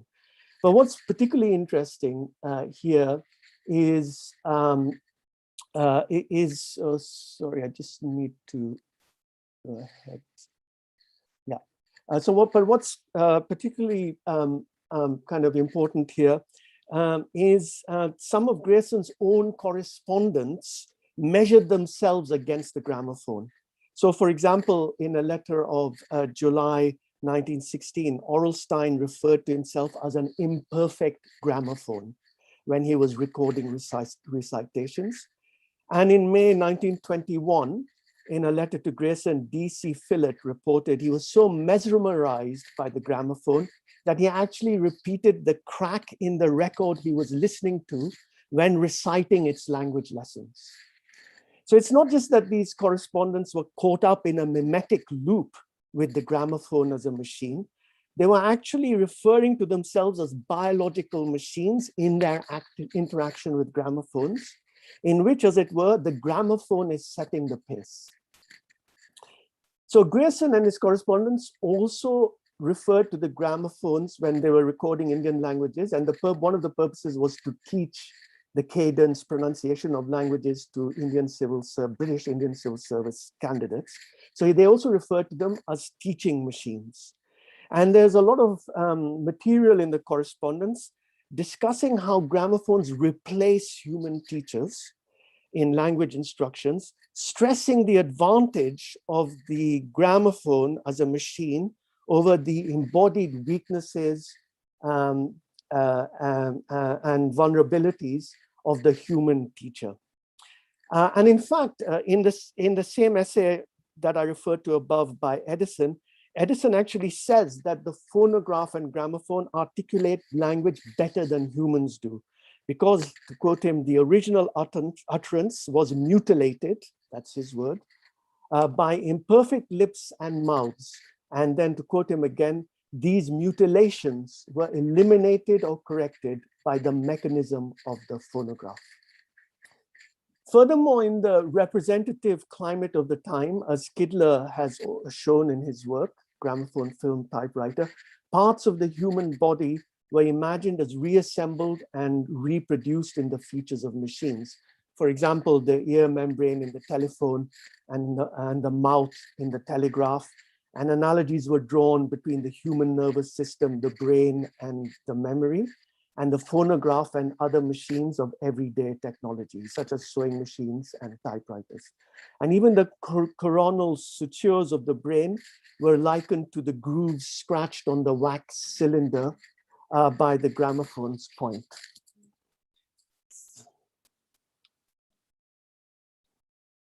Yeah, sorry, can you all hear me?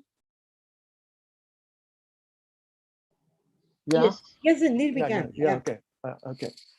So, so I just wanted to, so there was this kind of representative climate at the time when the human body was assembled and reassembled in relation to these machines.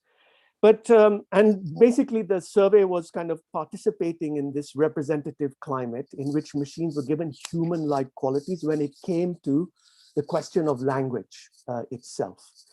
So it's not just that the human body was disaggregated in relation to the recording technology in this period.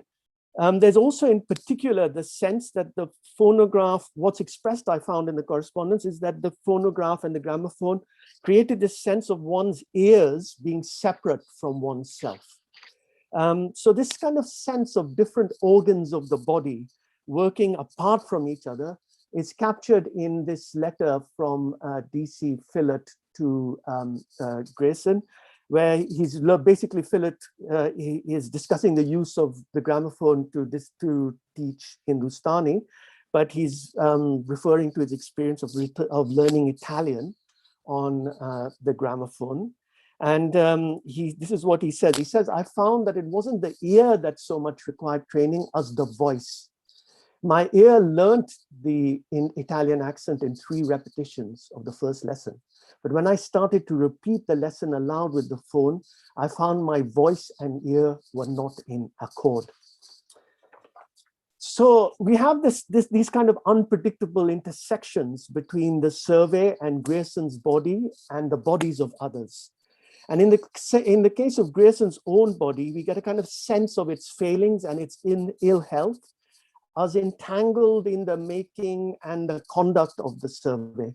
And in the case of others, we get these kind of glimpses of disintegrating, disaggregated bodies with the boundaries between the biological and the mechanical becoming blurred in the sphere of language and recording technology. So there are other ways in which I think the language work being done in the survey plays havoc really with what we might call the integrity of human embodiment. Now, one of the things I found quite interesting, others might not agree, is that Grierson and his correspondents repeatedly referred to the gramophone recordings as seances. But what was particularly interesting about this is that the term seance was used to refer not only to the playing of voice recordings whose speakers were not present, but also to recording sessions when the speakers were actually physically present. So in my studies, I kind of give citations for this. So I just want to say a little bit more about this term seance, which after all refers to kind of the appearance of disembodied presences. The first thing, obviously, to note is that seances in Britain, particularly after the First World War, when the recordings were being managed by Grierson from Britain, were very popular because of the experience of mass bereavement after the First World War. But secondly, also, the culture of spiritualism and its seances were entangled with the new sound recording technology, because as the Scientific American wrote in December 1877, the phonograph created the possibility of the voices of the dead being reheard. And as historians have shown, the mediascape of the late 19th and early 20th centuries was often associated with the conjuring of ghosts, and spiritual mediumship in seances was compared to the use of telephones, the wireless, and the telegraph. And in fact, the title of one leading spiritualist publication in the UK at the time was called one of them was called the Yorkshire Spiritual Telegraph. So and radio also was seen as a kind of medium of spirits, with its discarnate voices fantasized as the transmission of voices from the beyond. So I think the key point that I'm trying to make here is that what we see in this description of the gramophone recordings as seances is that occultism and technological media were merged in the late 19th and early 20th century, and this 20th century, and this kind of merging of the occult and technological recording media in the realm of language is articulated in this metaphor of gramophone recordings as seances. So this really, sorry, beg your pardon, skipping ahead. So this really also leads to another question, because the question in seances, I mean, if we think within the frame of the seance, I've never attended one myself, I'm glad to say.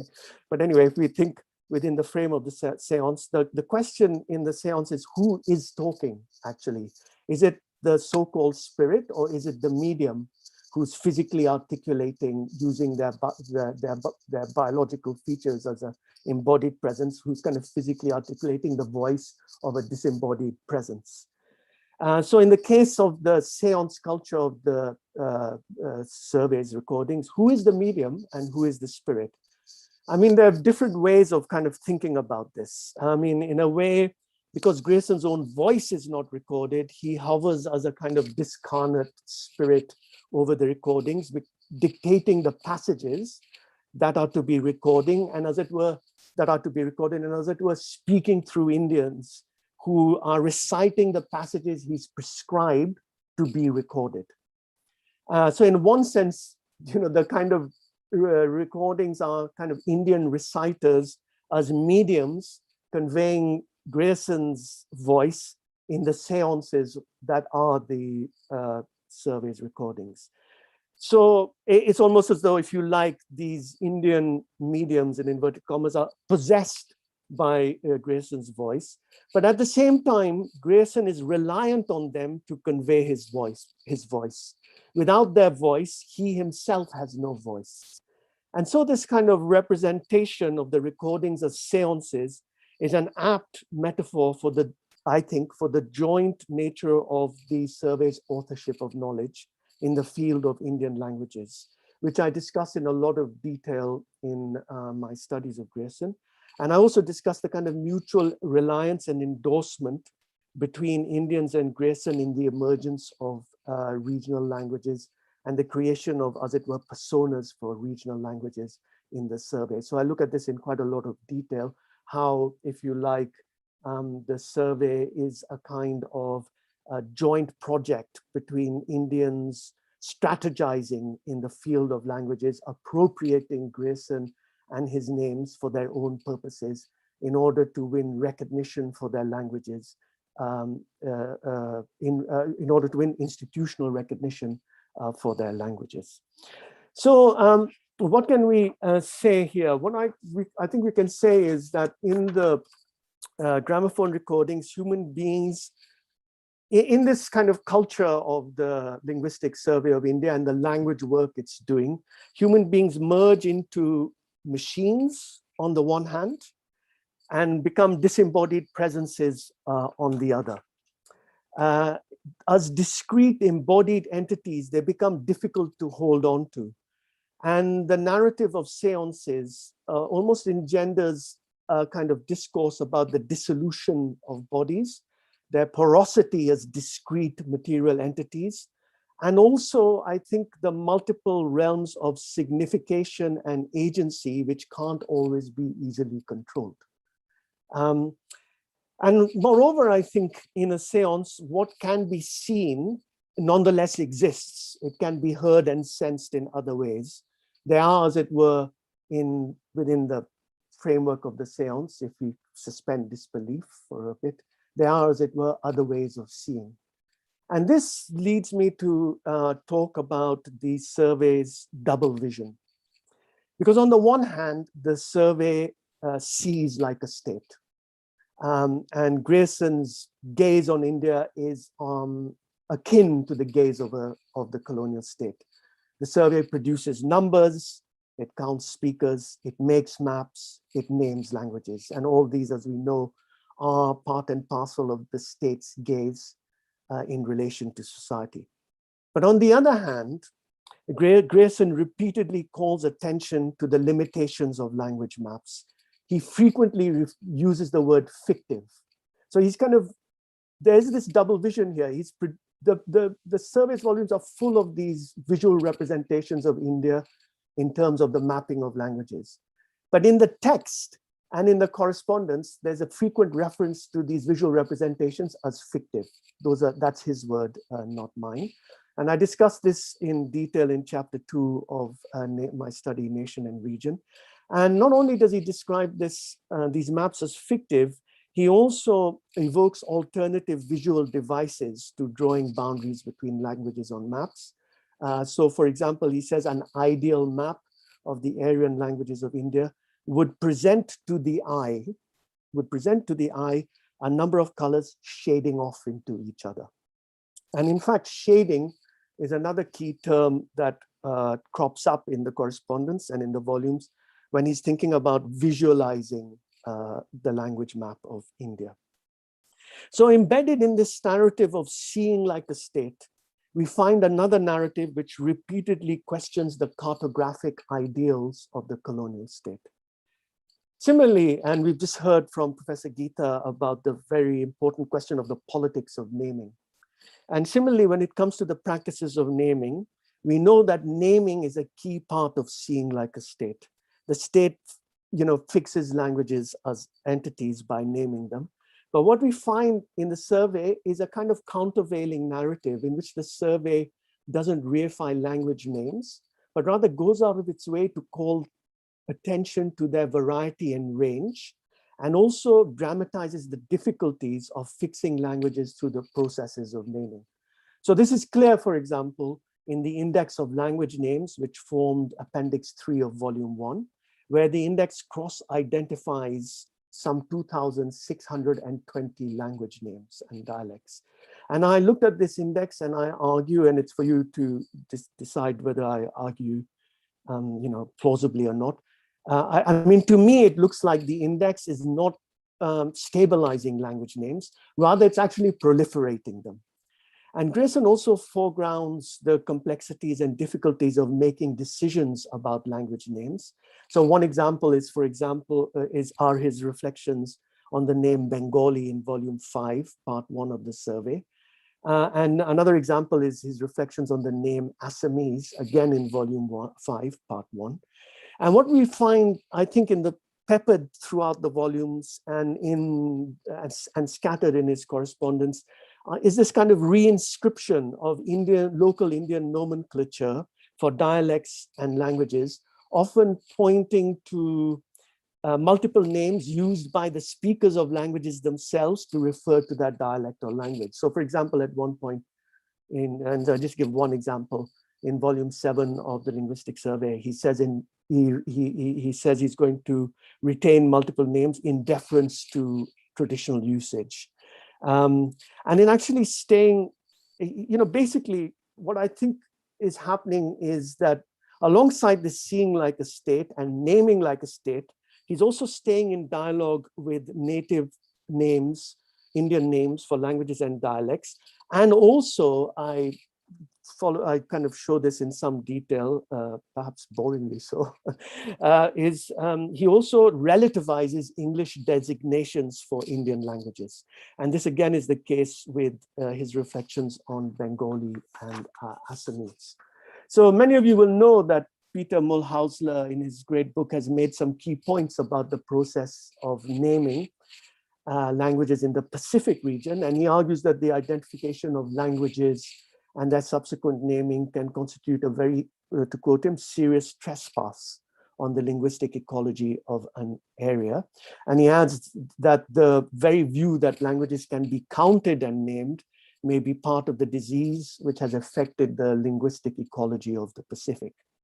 However, I mean, what I kind of pick up from the volumes and what I try and argue in my book is that actually Grayson's power to name is very kind of unevenly exercised by him. It's rarely a kind of an imposing power. And I kind of see the survey less as a project to fix names like the colonial state wants to fix names, or like any state wants to fix names, but rather it's more like an intervention in the field of names. And as such, I think it can't completely be subsumed under the narrative of reifying languages and dialects in India through the fixing of names. So that's what I want to, and I just want to say a little bit more about the double vision in the survey. I mean, because basically what I'm saying is that the survey sees like a state and simultaneously doesn't see like a state.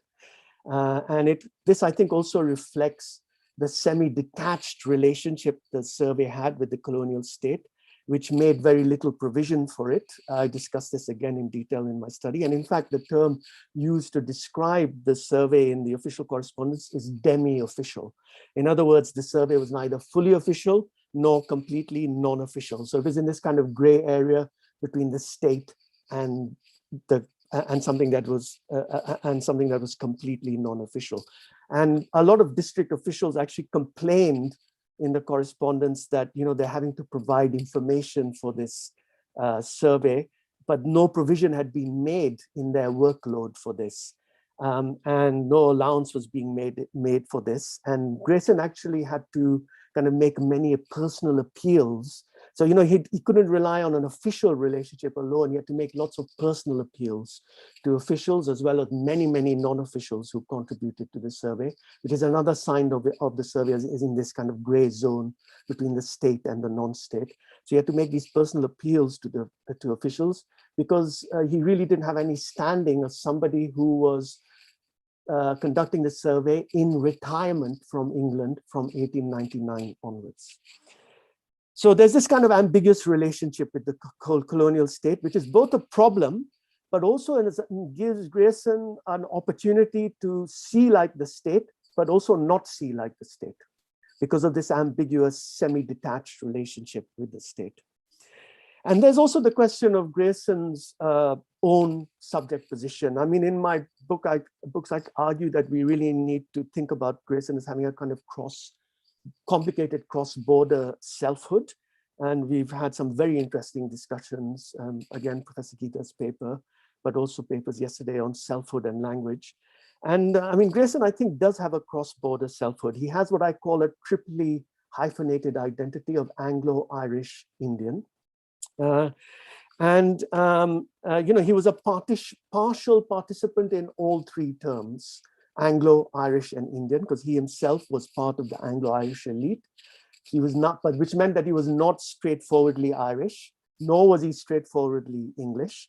And of course, despite his intense immersion in India and his many intense friendships with Indians, and his kind of partial identification with one version of India, he was also, of course, not straightforwardly Indian. So, and interestingly, in the correspondence, I find in his correspondence with other Anglo-Irish figures, there's a kind of sense of Anglo-Irish difference from other English, if you like, fully paid up English members of the Indian civil service. And in some of these letters, there's a very kind of expression of a fragile sense of whiteness. And that, of course, has to be read in the context of the fragility of the Irish, particularly in the 19th century, as white. The Irish had to become white. They weren't considered to be white at the beginning of the 19th century, and there've been a kind of lot of studies of this. So there's this kind of fragile whiteness in the correspondence, which again also means that if you're thinking about Grayson, I mean, just to caricature as a kind of colonial white man, the word white has to be problematized here because of his Irish connections. And also Grayson's letters have a very complicated sense of home. And it's worth noting that when he relocated to England in 1899, this was a relocation, not a return. And again, in his correspondence, his other Anglo-Irish colleagues who relocate to England express the difficulties of settling down in England, not just because they're kind of Anglo-Indian in the old sense of the term, so British officials who've been in India for a long time, but also because they're Anglo-Irish. So there's only this kind of partial identification with England and this kind of difficulty of making oneself at home in England, because of course Ireland, with the Irish nationalism and the political violence in Ireland, is somewhere where they can no longer feel at home in the way they did before. So all I'm trying to say is that there's also kind of very complicated politics of home in the survey, which comes out in all kinds of different ways. But that also means that, Grayson's identification with the colonial state is a kind of partial identification. And it enables him to kind of, in his language work, to see and not see like a state. So I'm now, I think I've got another 5 minutes or so, another 8 minutes. Is that correct? Because we started a bit late. Yes, Professor Majid, go ahead. Yeah, okay. So, so we have this kind of double vision, and he worked both with the state and outside the state. He spliced together a non-state narrative within a state-centered vision of looking at India. And here it's just worth touching a little bit on the failed linguistic survey of Burma, which I discuss in some detail in my books, which was blocked by the colonial state. So, I mean, there are various reasons one could think about that. But here I just want to note some issues, and then I'll move to the leader and affairs. That the issues that both the successful linguistic survey of India and the failed linguistic survey of Burma raise regarding the post-colonial legacy of colonial knowledge in relation to the state.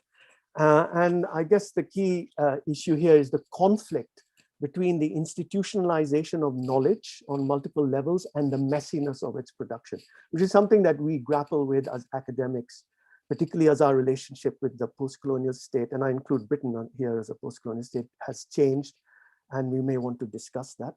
And there's also the question of the relationship of the state to knowledge production and how this is to be defined, negotiated, and limited. The question of who owns this knowledge that is produced. And this question actually crops up in a very acute form and an explicit form in relation to the failed linguistic survey of Burma, where there's this kind of tussle between Taylor and Burmese state about who owns the data that he's produced.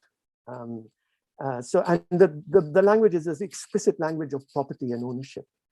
And then also there's the question of the interaction between knowledge production, the state, and our own subject positions, and the physical and embodied nature of the production of this knowledge, which is sometimes evident in surprising ways, which makes us vulnerable to all kinds of pressures. But in other ways, that vulnerability can also be enabling.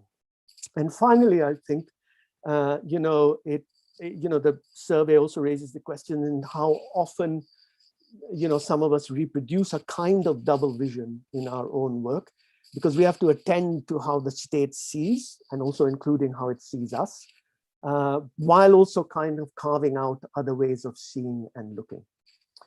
So those are just some, and now I won't keep you for much longer, but I just want to kind of wrap up with some unfinished thoughts. I mean, the first thing I want to talk about is the book Stealing the Mona Lisa, What Art Stops Us From Seeing. And now this book is really, I mean, bear with me, there is a connection. This book is about the theft of the Mona Lisa in 1911 and how crowds flocked to the Louvre to gaze at the empty space where the Mona Lisa used to hang. So you have these kind of photographs of people gazing at this blank wall where the Mona Lisa hung before it was stolen. And in exploring the significance of this, what Leader says is that we are always caught up in a dynamic of looks. Our look is linked dynamically to someone else's look. And from the start, we are looked at. And drawing on Lacan's theory of vision, he argues that before looking, we are looked at, and at the dawn of our visual awareness, we feel we are looked at.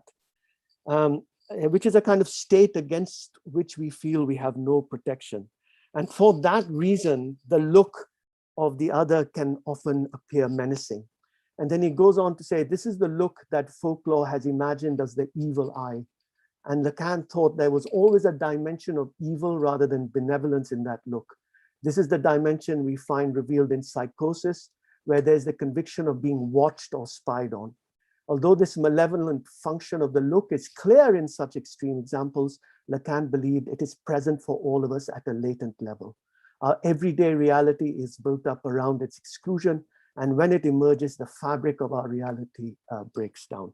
So I don't want to make too explicit the possible resonances of this passage in our kind of current predicament, but we may want to kind of think about it given the recent news, which is what happens when the latent becomes manifest. What happens when we can no longer, in our everyday reality, exclude this malevolent look. You know, I mean, I'm just thinking about this in relation to kind of Grayson's own sense when he's doing the survey, that he's looking at India, but he is, while he's looking at India, being looked at. So I'll just kind of leave it there, and hopefully you can kind of, you know, draw your own conclusions. And my second concluding thought is about Fairz's prison poetry, in which he experiments with ways of seeing while being looked at by the state, while incarcerated and fixed, therefore, physically fixed by the state's gaze, and how he creates hope from despair in experimenting with different dynamics of looking. And 3 poems in particular might speak to the current situation. Those are Zindan Ki Ek Subh, Qaid-e-Tanhai, and Zindan Ki Ek Sham. And in all of these poems, in these 3 poems, what I find is how kind of Fairs kind of creates this dynamic of looking which reverses the state's gaze through his careful observation of the play of light on his cell wall and the changing hues of the day and nightfall in his cell, through his cell window and in the prison yard. And in Qaid-e-Tanhai, you have this kind of careful observations on the changing light in his prison cell, which give rise to an emotionally complex experience of the, what he calls the anxiety of hope. And in his solitary confinement, you know, there's this kind of deprivation of sensory, there's this kind of sensory deprivation, which leads to a loss of the sense of, a sense of concrete reality, but it also revives in him an alternative way of seeing, which we could talk about, you know, kind of later. But you know, he also says, I mean, if I have time, sorry, do I have 3 minutes? Is it okay? Yes. Yes, please Yeah. go. Please. Yeah, Please. okay. Yeah. So, I mean, if I have time, so what he says, you know, just to give you an example from Qaid-e-Tanhai, dur afaq pe lehrai koi noor ki leher, aankh se dur kisi subh ki tameed liye, koi naghma, koi khushbu, koi kafir surat, adam abad judai mein musafir surat, be khabar guzri, pareshani-e umeed liye. Pareshani-e umeed, the anxiety of hope. Sorry about my accent. You know, Grayson must be turning in his grave. anyway, but one thing he does, just to kind of reflect on, you know, Fairs reflects on the dynamics of looking in prison. He says imprisonment brings a new dimension, a new way in which you look at things. Objects one had not even noticed in normal life because we were too busy to perceive their ugliness or beauty appear anew. One's sensitivity is heightened. I feel that the kind of intellectual freedom you experience in jail, you don't experience outside. When you're outside, you're caught up in day-to-day affairs. You never see the entire canvas. So note the reference to painting. Imprisonment opens the windows of the home. So Leader suggests, and now I really will end, that for Lacan, visual art functions as a screen to divert the evil eye and to disarm it. Lacan's idea is that in some cases, visual art functions as a screen to divert the evil eye, to disarm it, just as some birds make terror molt, shedding feathers when confronted with a predator. Humans drop things when threatened. We could think of the many folk tales in which someone is being chased and drops a magical object behind them to block the pursuer. The artist drops images or objects in order to survive. So Fairs' poetry is certainly this, it's a survival technique, but it's also an attempt to distract the malevolent eye of the state. Sometimes though, the canvas that can also lead to seeing a fuller picture even while one is trying to distract that malevolent eye. And in this way, through the dynamism of a new way of looking, Fairs was able to open up the possibility of the anxiety of hope from a place of darkness. And in this, I think, lies hope for all of us. Thank you very much for your patient listening. Thank you, Professor Majid, for this amazing paper, which goes from Grierson through Lacan to Fairs. It is I particularly, among the many things that you spoke of, I like the last bit where you brought up this question of the gaze, as well as the issue of naming of languages, which in a peculiar way, in a somewhat different way, continues to be an issue in India. Not quite in the naming of languages so much as naming places in languages, right? And especially it's a kind of reverse process where in many regions there is this demand that the names of places that are specific to a particular language should be adopted by the entire everybody else.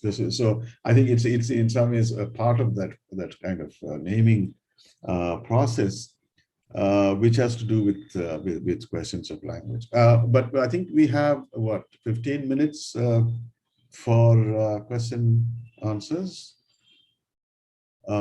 Is that right? Yeah, I think we should have at least that much. Satya, are you saying? Yes. There are questions in the chat box. Should I read them out? Yeah, perhaps because people on the YouTube can't see the chat box. Okay, all right. So speaking of Grayson's feeling of not completely identifying with the state, this is Vayam Sharma. How is it in conflict with the fact that how well and detailed the linguistic survey has been done? Yeah, so I would say that's a great question. I mean, I would say that the reason in part it's been done in such a detailed and kind of incomparable way is precisely because it was not within the complete control of the state, because many of the informants were not officials. It was, as he called it, to use his own term, a 1,000-men job, and many of these relationships of what we might call multiple brokerages of knowledge, because I kind of see Grayson as a kind of broker of knowledge rather than a kind of superintendent of the survey, were outside the purview of the state. And as I argue in my book, what Grayson tried to do, and this again is down to the question of the politics of names, that what does the name Grayson signify for us? I think the name Grayson signifies for us many things other than the individual person who is Grayson.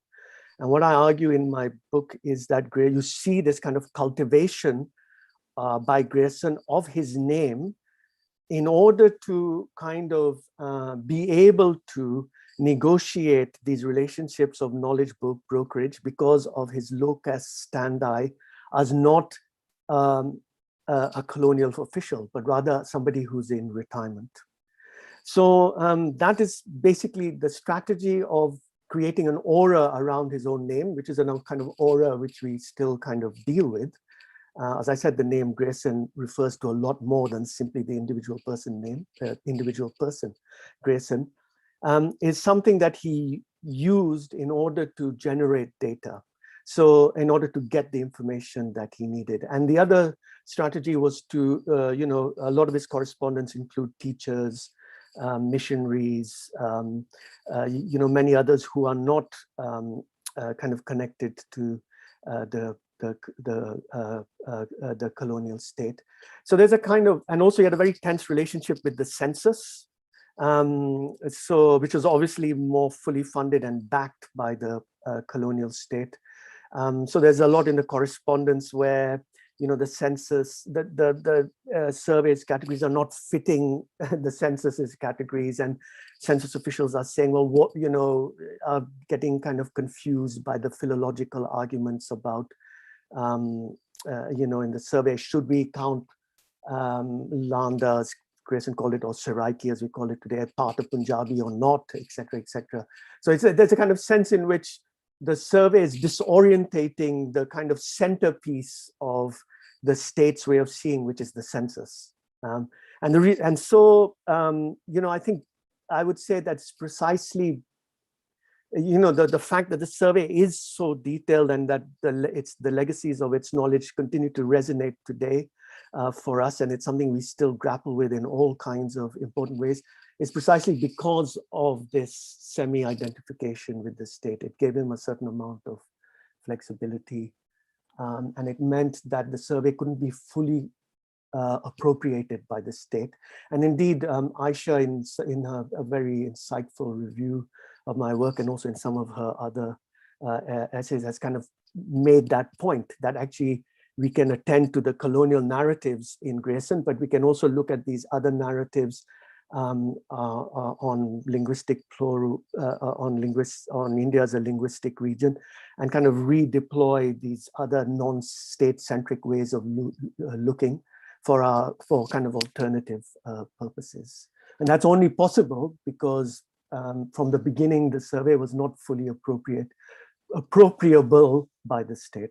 So that's, I hope I've managed to answer that. Can you tell us a little bit about the editing process in the context of losing eyesight, especially as they were not typically, so this is from Tanmay, sorry, beg your pardon. So can you tell us a bit about the editing process of the survey in the context of losing eyesight, especially since these were not typically prose works and must have required acute attention to linguistic forms? How could he manage to do it so well? Yeah, I mean, I must admit that, I think the question of editing and how he was able to do it, it's honestly a bit of a mystery to me. But what I would say is that one of the things that one needs to think about here is that the name Grayson is a kind of placeholder, really, for this extensive intercontinental correspondence with people in the US, in North America, Europe, and India. It's almost as though, the correspondence is this kind of virtual debating club, this virtual kind of discussion group.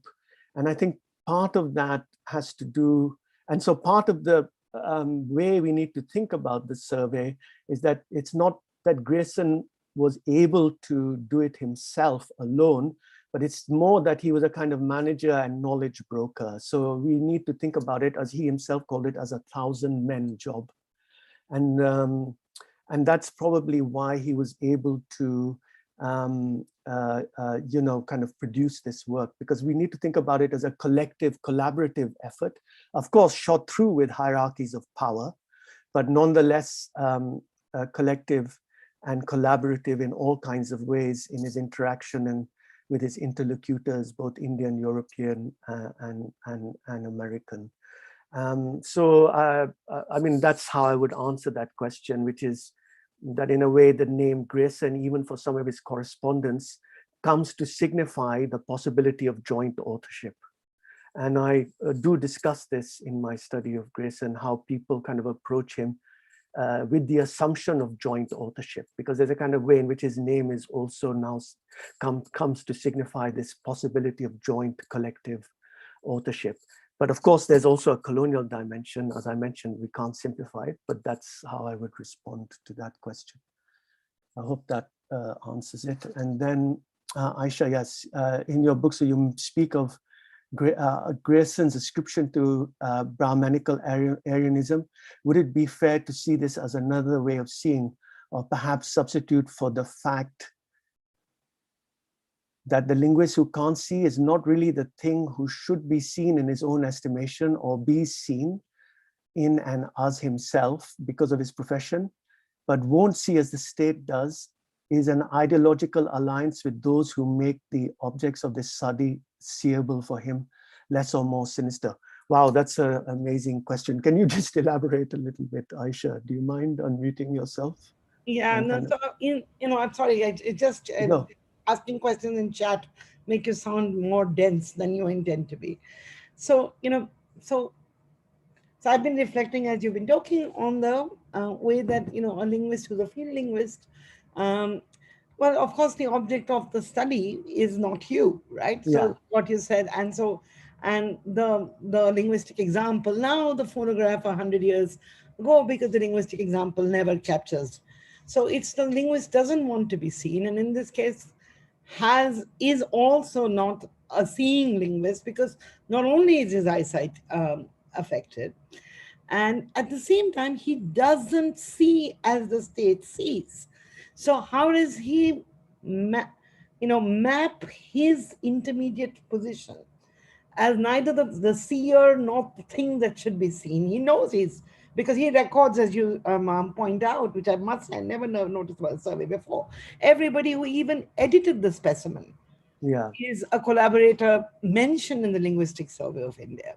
Yeah. So then how, the cross-borderliness of Grierson that you talked about, how does Grierson position himself? So it's the pundits who are getting him the data. Yeah.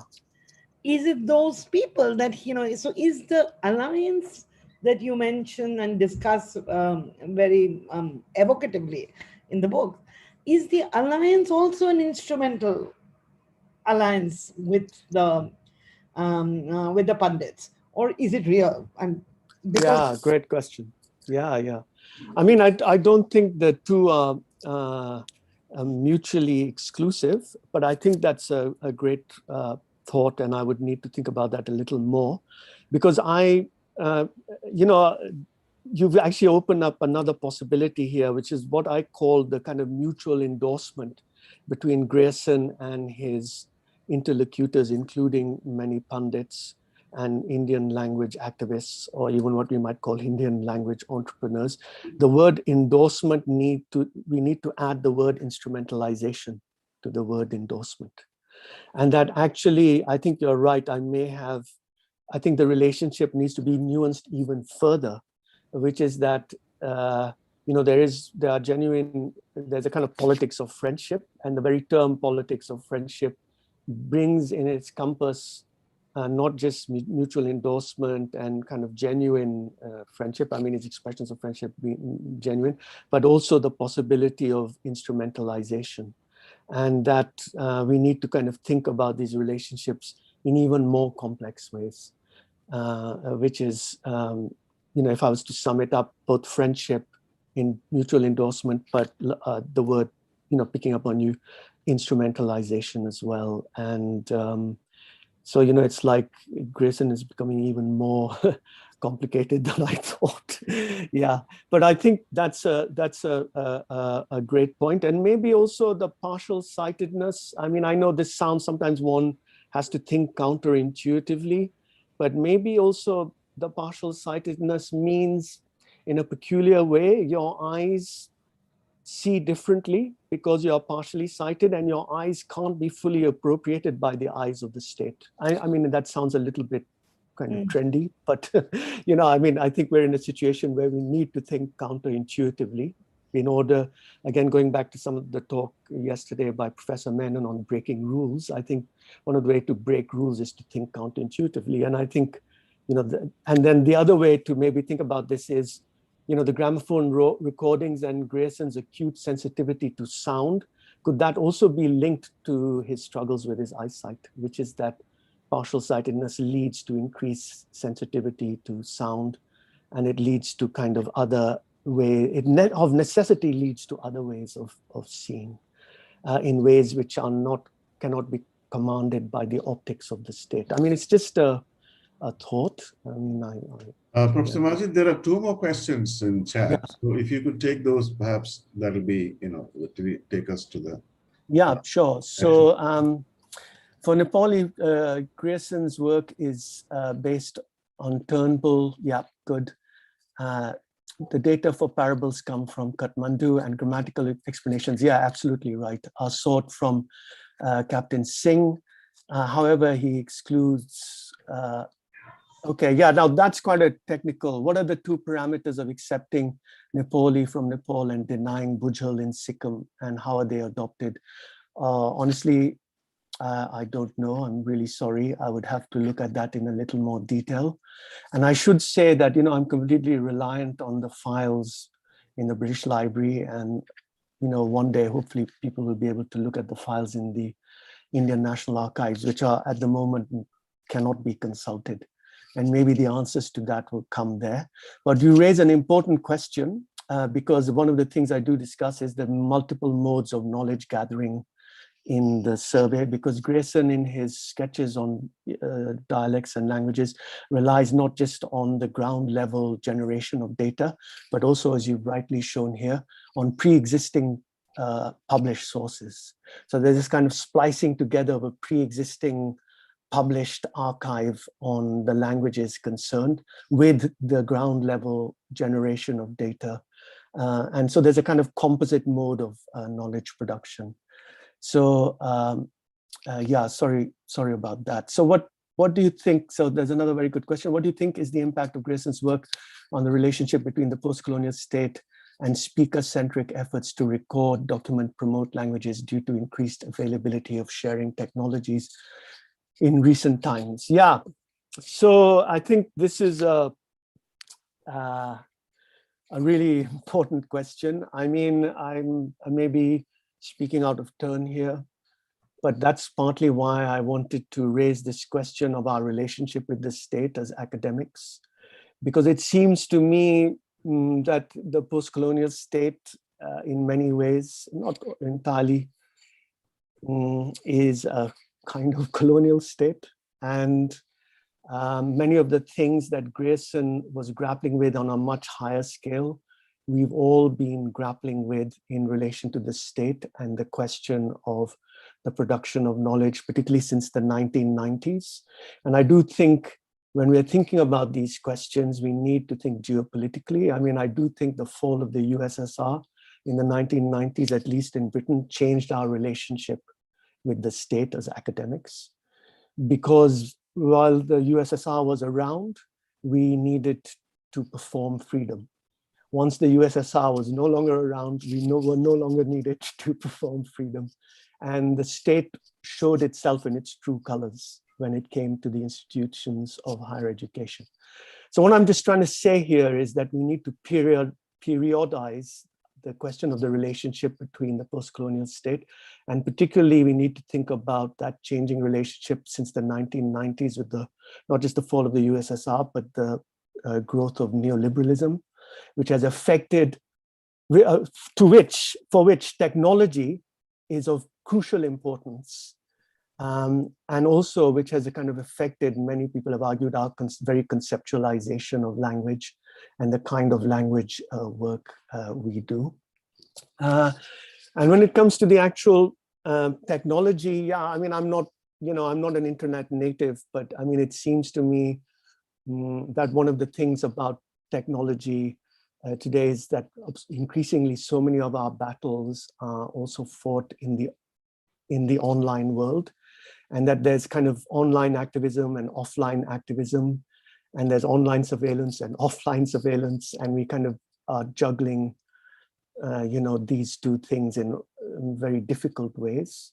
And also when it comes to the question of the gaze, one of the things we might want to think about here is Zoom and being watched on Zoom. When we look into the computer, we see ourselves as though in a mirror, but we also see in that mirror the gaze of others looking at us.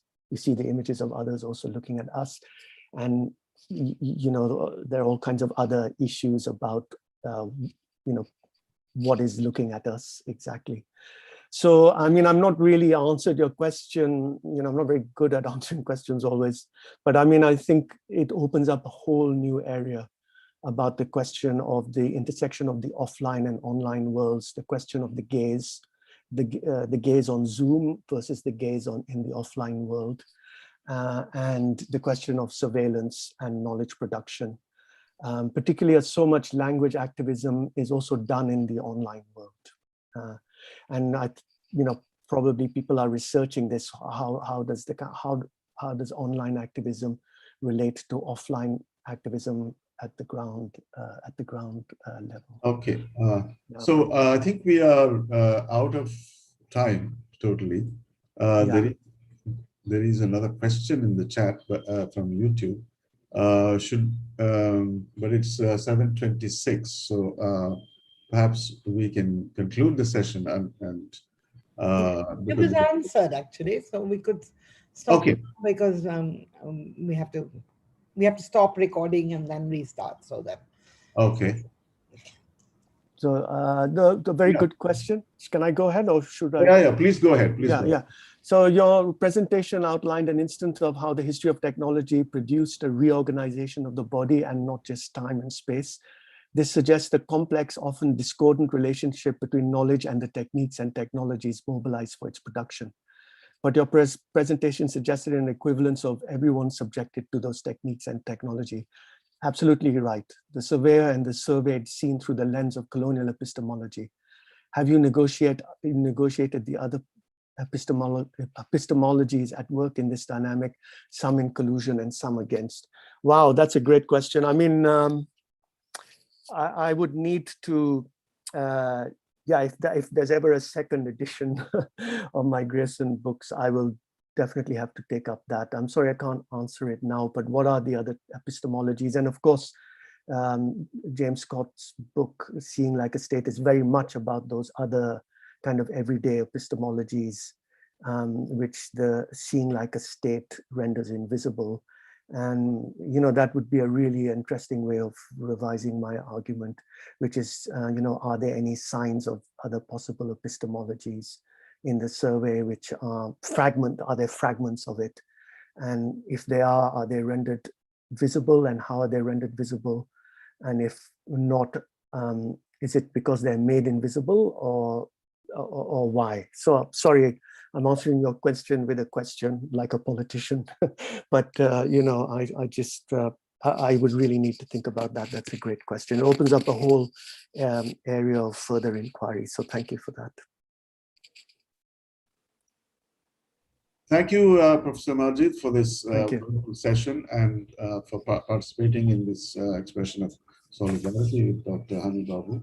And the session is now over, and I hand it over to Aisha or Ira, whoever is going to take the next. Me, but we'll stop recording and we'll just take a break for a minute so that we can restart. Okay, excellent. Thank you very much. So everybody can catch their breath.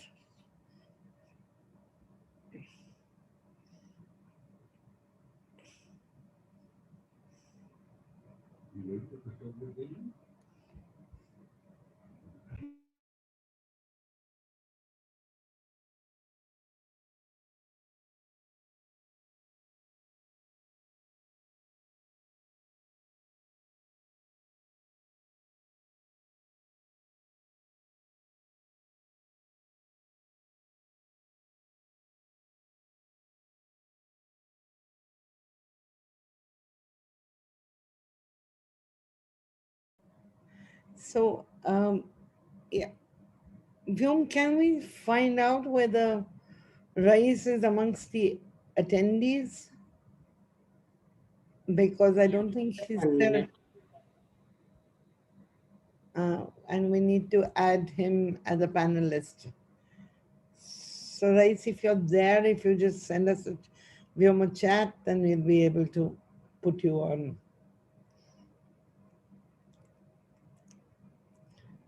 Upgrade you.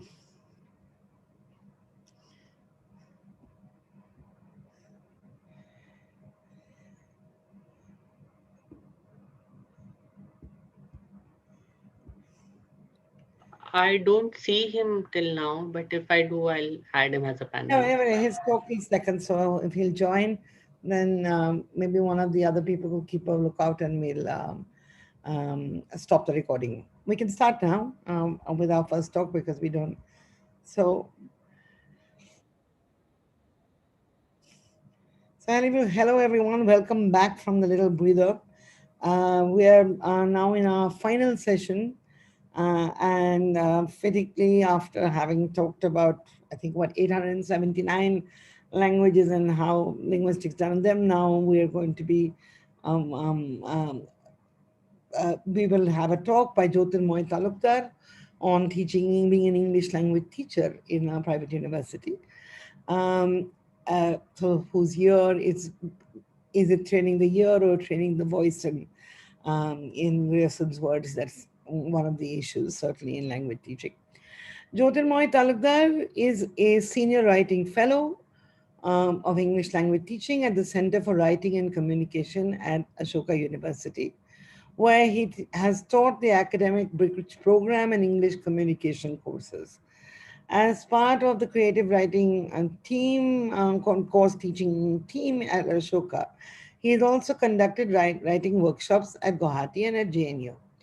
His own research was conducted under the supervision of the linguist Hany Babu. And his dissertation, he looked at the standardization of languages, a very important issue for the survival of languages too.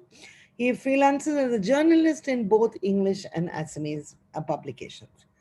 And following the tradition I evolved yesterday, I'm going to also introduce to you our next speaker, Rais Mohammed, who is formerly known as Ravichandran Batran, is the founder of Dalit Camera, a digital platform that documents voices of Dalits, Adivasis, Bahujans, and religious minorities through a website and a YouTube channel with the same name. But first, we will have Jyotirmoy's talk. So welcome, Jyotirmoy, and over to you as agreed. So about 15 minutes, and then after Rais's talk, we will have a session of question and answer, and then close this conference. Thank you. Good evening, everyone. So I hope you can hear me. At the very outset, I'd like to thank everyone from the core of my heart for organizing this conference.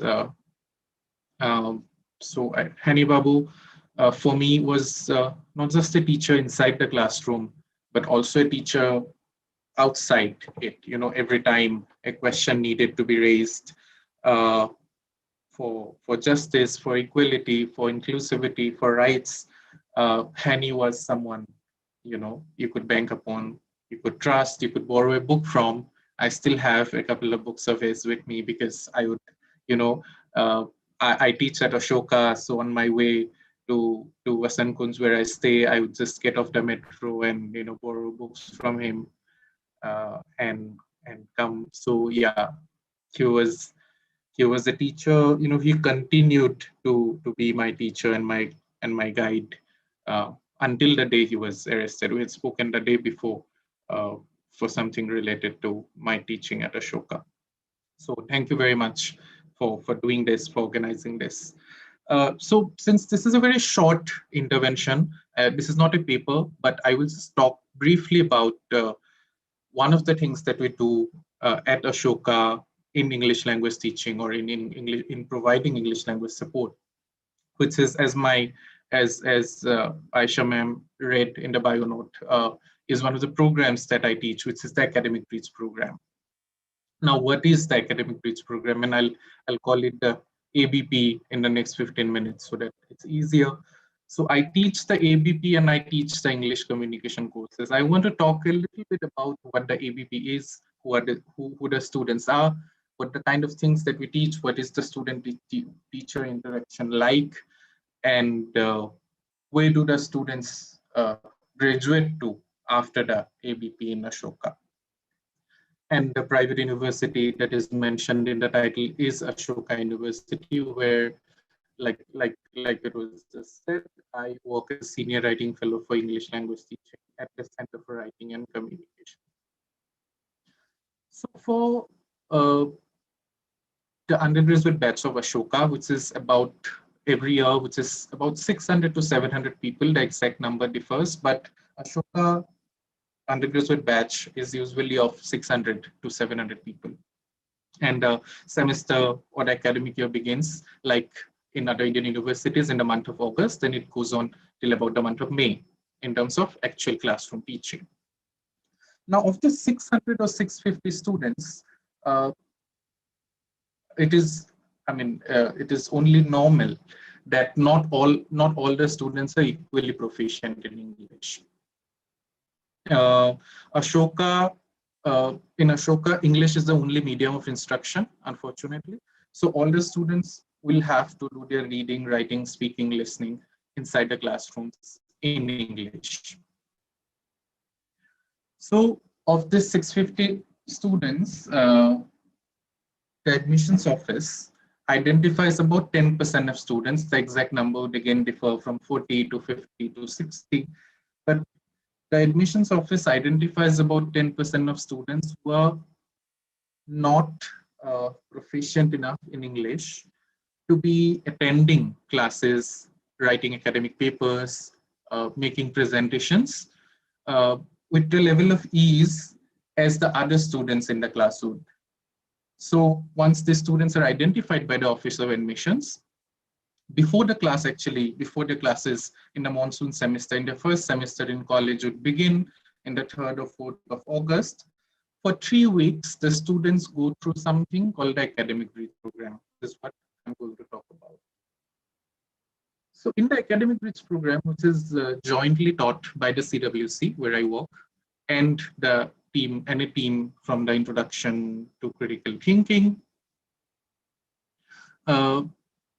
what we do is we have to actually achieve something very monumental or something very challenging, which is teach these students, at least some of these bridge program students, teach these students basic English, so basic communication in English, and also teach them English for academic purposes, so that by the time they graduate, not graduate from Ashoka, but graduate from this 3-week course, they enter those classrooms, which have like 80 people, 100 people, foundation courses, where they will almost be like thrown into these classrooms, where by the mid-sems they will have to produce academic papers and also be wary of plagiarism, in a way that they don't plagiarize. They have to learn what MLA is, what AP is, and do citations. There's a lot of things to ask for from a student or expect of a student in the first year, in the first semester, first few weeks of a semester in the university. And with this cohort, what we have to do is that we have to work on their English in a way that they can communicate inside the classroom, participate in classroom discussions, understand the essays that they're reading, so the receptive skills as well as the productive skills, and also prepare them to be somewhat at par, not in thinking, of course, in thinking, in thinking, in critical understanding, they're at par with everybody else in the class, but also at par in articulation in English, which, like I said, unfortunately is the only medium of instruction. Write papers, make presentations, and participate equally well like any other student in the class. So while trying to do that, what we do is we only have 3 weeks, and we have the students who are fresh out of school, and like I said, have to be taught, have to be, brought towards a level of proficiency in English, and also be made ready for larger classrooms or for quote unquote actual classrooms. So a lot of learning material, a lot of material that's used in the class, therefore, of course, won't be pedantic essays, won't be like academic essays which they have to understand and that write response papers about. So a lot of materials, like of course in ELT classes elsewhere as well, actually depend on audiovisual materials, on games that we play in the class, and also essays. And I would want to discuss those essays a little later. Also essays that are not academic essays, but personal essays. But while choosing them, we choose them in a way that those essays open up a world of thinking, a world of understanding, a world of acknowledging variety of realities, variety of lived realities in the world. While reading those essays, while students learning the language or picking up the language, their minds are also getting open to different ideas, different thoughts. So that's also something taken care of. Some of the material, for example, that we use could be something like the doll test, which most of us may have seen, or something like the privilege walk, which is used widely all over the world as a social experiment. And we pick any of them conducted somewhere and we use it in that class. Look like Western examples, or this indeed are Western examples, but the moment you play doll test, or play the walk with subtitles in the class, it helps the student, immediately helps the student articulate, relate, and then articulate some of their own experiences, similar, not the same, but similar experiences, maybe in the previous school, maybe where they live, or maybe at Ashoka right now. So that is how material are chosen. Another thing, as we know in language teaching, one thing that really helps is when in the language you were learning, if the content, the what is that essay about or what is that video about, if that interests you. So we go to things like the news, or we go to things like sports, because many students are interested in sports, say cricket. So what we encourage students to do is that watch cricket, all right, but while watching cricket, just listen to what they're saying, what the commentators are saying. So it is one thing that is also used, so reading for pleasure, listening for pleasure, and how that helps you learn language much faster than you would if you're just reading it or learning it through a grammar translation method, right? Yeah, ma'am, I got your message. I'll wrap up in 5 minutes. Yeah. Okay. So, and one of the other exercises that the students are given, in fact, I gave it in the first year, in my first year of teaching the ABP, the students were sent, I also used to do journalism before joining Ashoka. So they're just given a collaborative journalism project. So if we have 15 students, they're just made into 3 or 4 groups. And I just asked them to go out to the campus, go out to anywhere in the university, and do a story and come back. So the students, some students go to the mess, some go to the dhaba, some walk into the library, and then they come back and write a report on what they have seen or who they have spoken to. And so what this does is, of course, it teaches them LSRW, listening, speaking, reading, and writing, but it also makes them, I feel, this exercise also makes them informed citizenry. It gives them a voice, literally, they write, so they write in a representative voice, what they see or how they want to report. So exercises like these are used to sort of drive home the language aspect as well as the analytical thinking aspect in a very primary sort of a way, because we have just 2 or 3 weeks and have to teach them so much. But these are some of the things that we do. Just one last example that I want to give about the reading material or part of the syllabi. Like, you can understand, I'm not discussing the curriculum or the syllabus here, but some disparate examples from within it. One example that I want to give is the personal essays that we give them to read in the language program.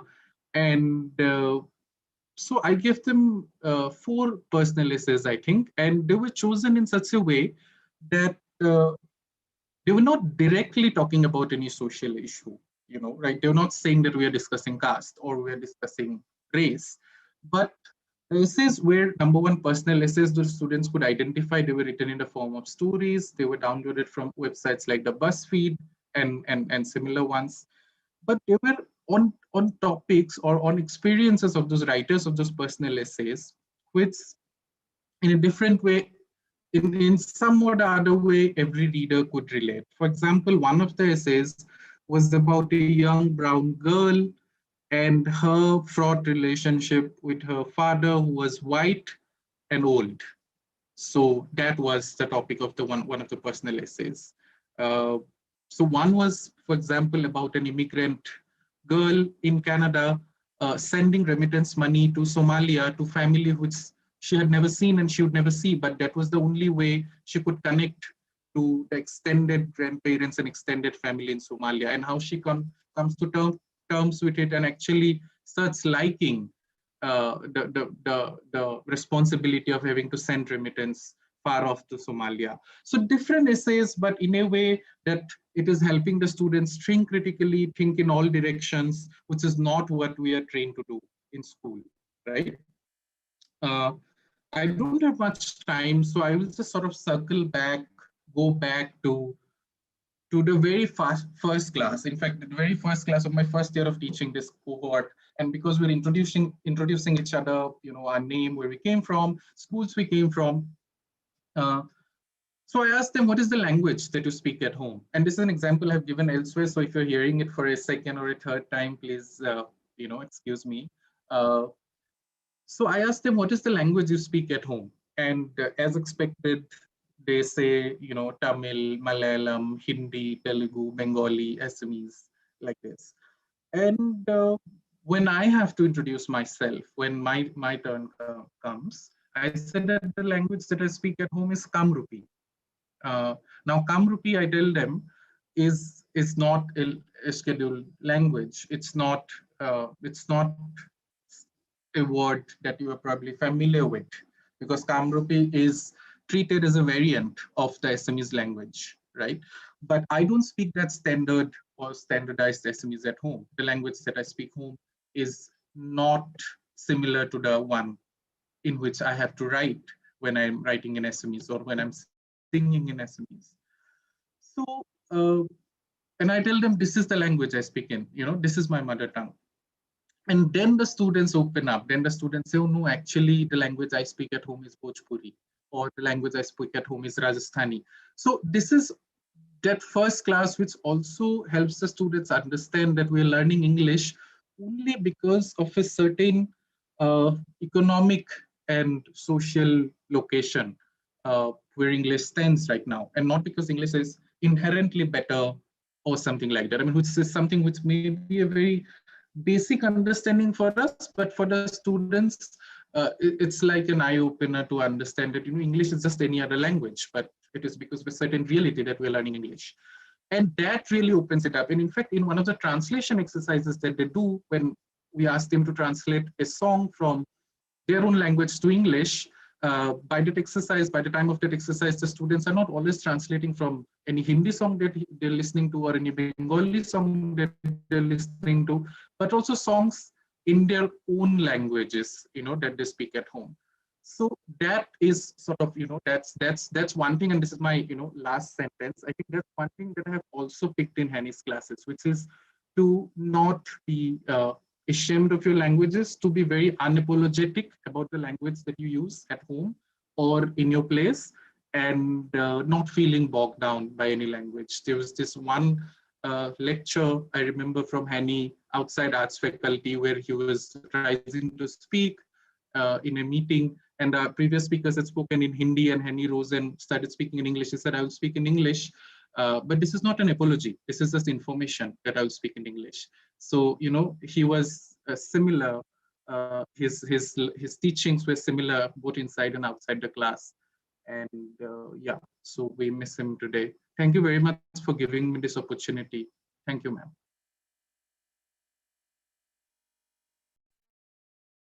Thank you, Jyotirmoy. I saw Rais Mohammed join, and is he here still? But I don't see him now in the panelists.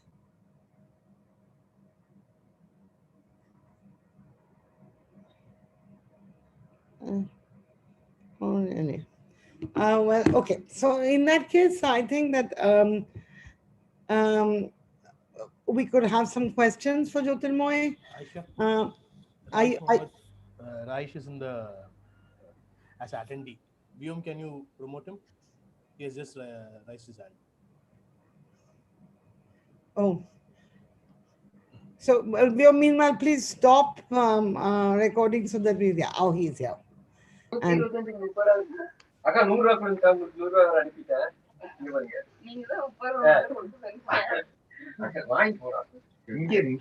it's up. Vyom, we can start again. The record. Hi, thank you, Rais. I believe there was some confusion about the date. We apologize. Thank you very much. So, as I introduced you earlier, Rais Mohammed is the founder of Dalit Camera, a website and a YouTube channel that we all know that shares information, articles, opinion pieces about Dalit, Bahujan, and Adipati lives. And also hosts a website that records. It seems to sound. It's from yeah, right. Hello. Hello, yeah. Yeah, could you maybe mute your microphone so that I could just introduce you properly? Um, and so this is a website that also hosts much of Hany's work in popular areas or areas of social concern. And as I said, Rais is the founder of Dalit Camera, and he will speak to us today on the talks that are on the program. So please, over to you. Right? And we have 15 minutes, after which we will take questions. Questions in the chat box, please. Thank you for introducing me, and apology also for not being joining earlier. And also thanks Ansari, Madhav Prasad, and Satya, and Hany also. So in this discussion, I just want to bring out my research work and how it was shaped, how it got shaped by Hany. So I hail from a community which is told to be as a scavenging community. So therefore, when I went to English and Foreign Languages University, I got into I that atmosphere, the university atmosphere was completely alien to me because I come from a government arts college and then a first generation. So when I went there, I had a very difficult life in the campus. So it was Hany and Jenny who really motivated and encouraged me. So and later part, Hany also became my supervisor, and Jenny was very supportive to asking me to look into some of the political issues surrounding our community. And our campus, English and Foreign Language University, was a vibrant place. Then Susi Garu, Satya, and students like Vengat and Rajshekhar, Parthasarathi, all of them, Madhav Prasad, many people were there, Tadi, Murli Tadi, and most of them were very politically mobilizing. The students were mobilized very politically.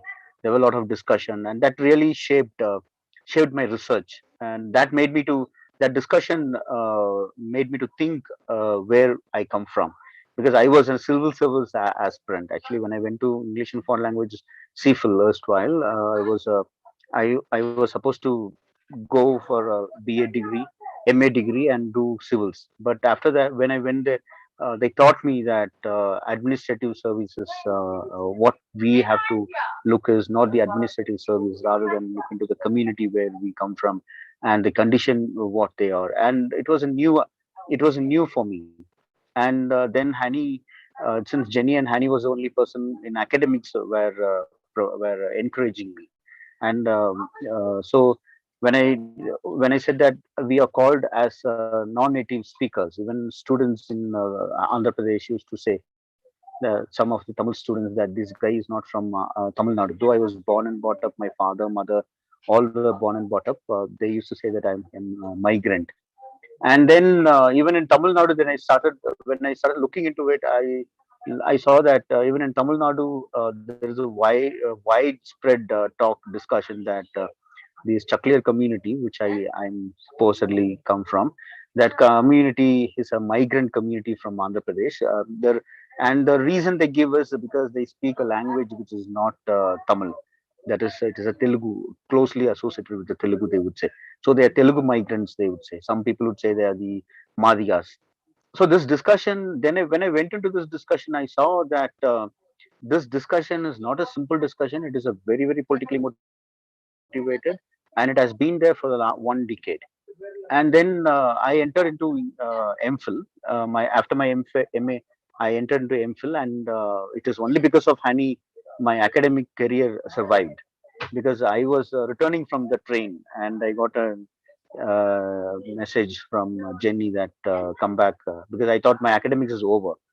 Because one thing is I was not able to cope up with that new trend, new thing. But then after the entrance exam and interview, I was invited, and then I got a position there in the MPhil as an MPhil student, and Hany was my guide. And Hany was in linguistics, and I was closely with the socio kind of an idea.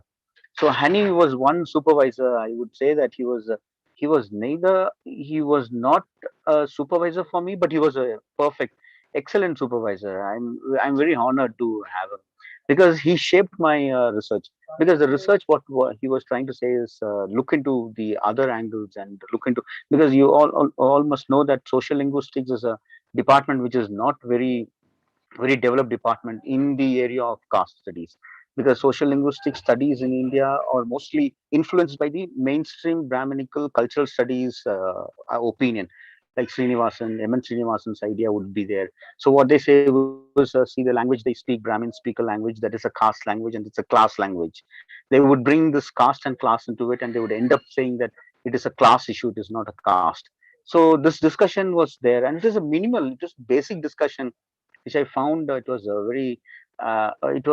very shocking for me. And then Hany shaped my research from the bottom to the top, and I got distinction for my research. And after that, I entered a PhD, and then he got transferred. And in PhD, what was interesting for me is, and Madhav Satya also helped us to shape, because my English and foreign languages erstwhile CFL said that they were not interested to take me as a student, none of the teachers. And it was Hany who said that, Hany was the only hope, that okay, because they said that Hany transferred, got to Delhi, and then when I went to when he went to Delhi, I did not have a supervisor, and then they told me that you take anybody as a supervisor. Then because they did not want to take me, it is not that they was happy to have me. They was never happy to have me in the department. And so I was a person, since Hani left the campus, my life was wandering here and there like a stray dog, I would say, because neither culture studies kept me in the department, nor did the linguistics department. So I was jumping around here and there, and Madhav and all of them helped us to go into deep into the studies. Because in MPhil, Satya, and while doing this research, we all found that it is not that Chakler community or scavenging community is called a non-native. It is scavenging community across India called a non-native. So that was the very interesting fact. And this non-native means that something that we can say that the migrant, because in Tamil Nadu, then the migrant question comes that what is the period of one person becomes a migrant, because the Aryan Dravidian literatures are there, and then there is a Brahmin community who got migrated, and then there is other communities who have been migrated. So they do not face a problem which the Chaklier community faces, because Chaklier becomes vulnerable because they belong to SC community. Valmikis, Bangis all become vulnerable because they belong to SC community. So that was one interesting aspect. Then later I went to Shimla. In Shimla was the one place which it was troubling for me, because I was part of this Dalit camera. We were taking video, and it was Hany who said that Ravi. That time I was Ravi, so he said that, Ravi, you are uploading video and we are not able to see. Why don't you keep a name?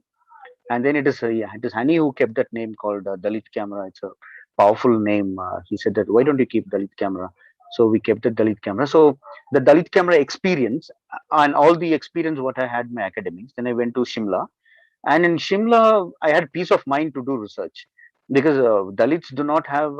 For me, Dalits, in my experience, Dalits do not. If you become a political Dalit, you will not have peace of mind to study, because the atmosphere in campus would be so vibrant that you need to always pay attention to the admissions, what happens, discrimination, what happens to student, and you can't keep quiet. So it is you don't have peace of mind. So therefore, in Shimla, I had this peace of mind, and that 2 years program, I started thinking, what is this? It is becoming a dead end. because it is all non-native. All of them are non-native. It's fine. We call migrant. Then what else? Where to go? And it is then Zizek's theory of toilet was inspiring for me, because he says that every country's ideology is connected to the toilet. You can study the ideology in everyone's particular region's toilet. Like I would say that London Anglo-Saxons, that you would bring German toilets, French toilets, you would bring, and that made me to think about the Indian toilets. And it is then I found the non-native of chakliers, or the non-native of the scavengers, is also connected with the non-native, the outside of the outside toilets being built in every houses. Then when I went deep into it, I found most of the houses always avoided keeping toilet. Then I went to this vice. Then there is another discussion says that, see, Britishers introduced this caste system.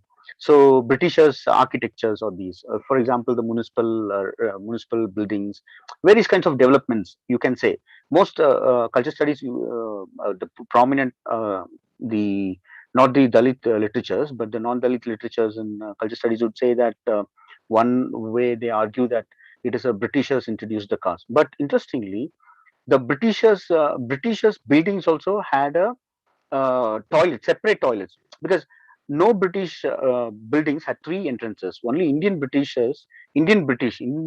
when they built three entrances to their houses.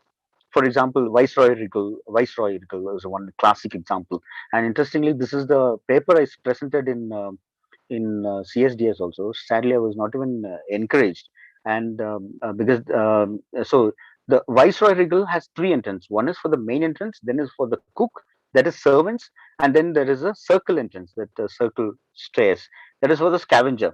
And it is not the imagination I'm giving. I found a blue record, the planning itself had this. So now people say that, see, this is what we say that Britishers introduced. No, but it starts from the Agrahara, because when we go deeper into it, you find Agrahara.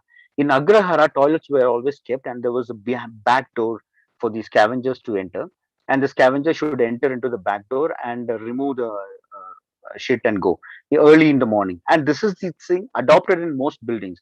Even in my houses or many houses, when we build houses, we call houses or the temple a place of living. So it means the toilet as an impure object should not be part of that object itself. So, for example, then temple becomes a classic example where toilets were never allowed. So that is why you find in that is my understanding, interpretation also. One of the interpretation, we can have many, but one interpretation is temples always festivals. Indian festivals always have too much of shit in it, because they don't build toilets. So this made me to go deeper into the issue of toilets. And even this time, Hani was the person said that I still remember walking with them, because it is always I don't find anyone after I went to Shimla, when this was it was a very important research for me. None, there was no one to encourage. There was no one. I would certainly say it was Hani and Jenny. Otherwise, I would not even say anyone. Even if I bring some ideas, they would just ask me to shut up and mind your business. Because Hani was the person who encouraged and said that, why don't you explore this? Why don't you explore that? And Hani also told me that, see Ravi, see that time Ravi. So Ravi, why don't you look into the kitchen? So that was he said that kitchen has to be something to relate something to it also. Then later I went into the kitchen and developed the idea of how architectures in India are built based on the Indian Hindu caste system's rule, caste in the rule. So later, so that is one thing which I started in the going deeper into it. And then when this research, I found this toilet as being built, and even the Delhi metros did not build toilets. Delhi metros said that toilets cannot be kept inside because it's a safety issue, and even Delhi metros kept outside. So therefore, the scavenging community keep being kept outside is actually a part of our understanding of how we build our architecture. So it is not a simple thing. It is the same thing. Then we can go ahead how villages are set up. So therefore, I would I argue these days that anti-caste studies should study not have been studying caste in relation to bodies. but without body there is no caste. That is what they say. Because that is why we can say that Brahma's bodies are divided into four categories. They are ladder. All would say that, that is what, without body there is no caste. But I started interpreting the caste is reproduced not through bodies but rather architectures and space.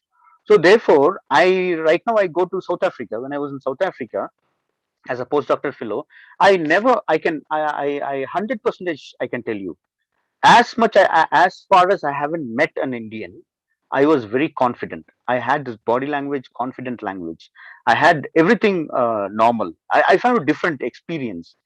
But when I see an Indian, there is that space, Indian spaces when I go, I really feel threatened that whether this is this space or whose space is this, because I come from this community and it's always, I always be very conscious about entering into spaces. Like let it be airport, let it be the train or a AC compartment or sleeper compartment, any compartments. These all experience, the initial experience one would have. So therefore, spaces is very important, and that is reproduced. Caste is getting reproduced. This is my strong study, and then I started studying toilets, going deeper into studying toilets, and it is then I found even churches started building toilets based on the Hindu temple structures. Like they reduce the toilets, they don't even build the toilets. They would keep in an isolated or some places, which I would say that churches built in the abroad and churches built in India are completely a different setup, because based on the toilets I'm talking about. So then I found it is Sorry to only. interrupt, but could you wind up in 2-3 minutes so that we can Yeah, sure. take another point in the discussion? Yeah, Because sure.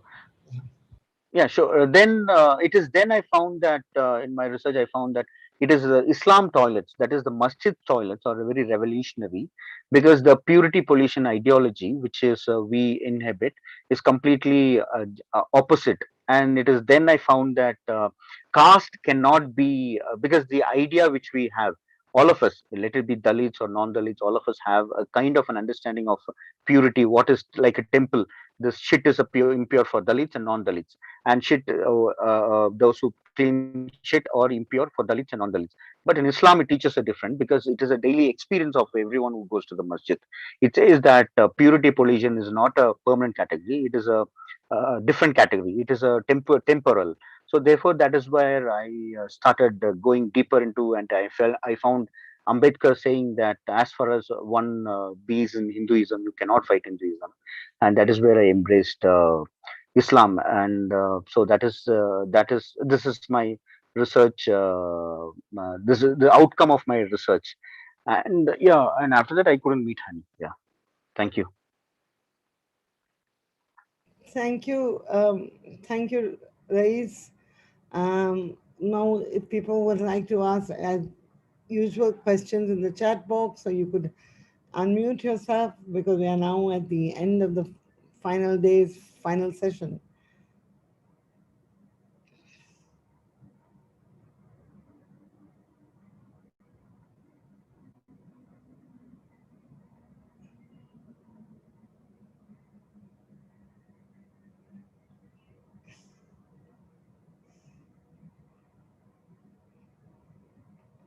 I'm sorry, but we've had to go at breakneck speed through these last 2-3 days, and I think people get quite tired by the end of it. So unless somebody raises a hand in the next 20 seconds, I would like to say a few words of thank you and not hold people back anymore, because it's past 8 p.m. and many people have responsibilities towards the home as well in these times.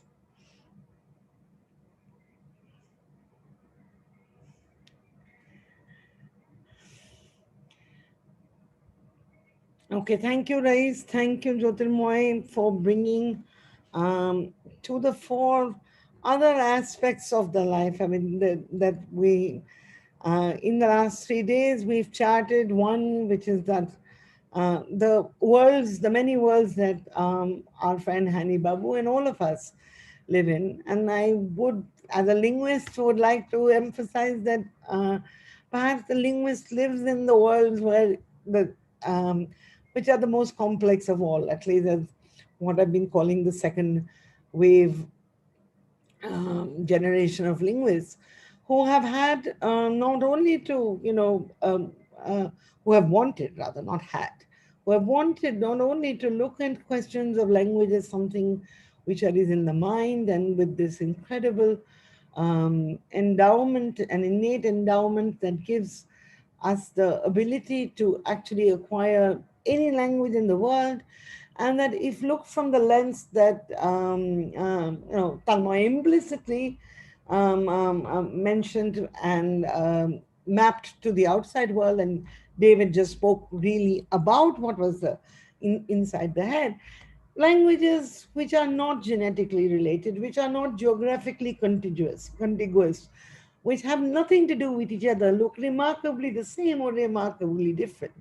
The world outside the mind is one where languages are language names are masquerades. Because what the innate endowment provides is is something which is within the reach of everybody. They're just depending on a very little bit of an exposure to primary linguistic data and the innate endowment of the species. But the worlds that languages live in are hierarchical, shot through with difference, with disadvantage, with inequality, along axes which are not only about just linguistic difference, but axes that come from society about uh, um, caste, gender, class, identity. Today yesterday and today it's from the students, Hany's former students, where, we've heard um, um, expressions of how alienating and discriminatory the worlds that we have built can live in. Now, as for the second wave linguists, I think, for the linguist, it is not only then the world of the mind which has an attraction, because neither the kind of linguistics that you want to do, which describes language in society, nor the language in the mind, can possibly be done without at least attending and, as a human being, redressing the inequalities that are inherent, almost, or at least certainly endemic, to the existence of language and humans in society. Professor M.T. Hany Babu is human. And in the worlds that he lives in, as Rais has told us in so many words, and over again, and as Jyotirmoy has told us, as I can tell you, as people who have known, and I'm sure all his colleagues, that helping each other to stand up to intellectually, both to be open your eyes and see that the categories that were the categories of your inquiry are actually incredibly messed up in the outside world, and that it is in your workplace and in your immediate environments that you must at least initiate the matter of redress, because everybody must have equal rights. For that, Hany Babu has been put in jail and unjustly charged. And but the questions that compel Hany are the questions that compel all of us who are friends of Hany Babu's panelists and attendees. And while like Grayson, he is removed from the question is not removed from him, and therefore has a permanent presence in our world. So in my view, thank you so much, because for all of us, these who organize this conference, I think I speak on behalf of all of them, and all of us who have been hurt and wounded by Hany Babu's imprisonment, and the fact that he has been so grossly mistreated by the state. The fact that these 3 days, where we could, in the ways of and manners of friendship, discuss some of the issues and the questions that we know continue to compel Hany Babu. We are confident, at least I am 100% confident, that one day, very soon, Hany Babu will be back to not being seen as the victim, but as somebody who is part of also a winged angel, but a winged angel of people who redress, not avenge. So if anybody else would like to say something from the audience, please take this opportunity now. And I'm sure other organizers would like to speak. But from the bottom of our hearts, thank you for being here in solidarity, in not in sympathy, because these questions will continue to live. Thank you.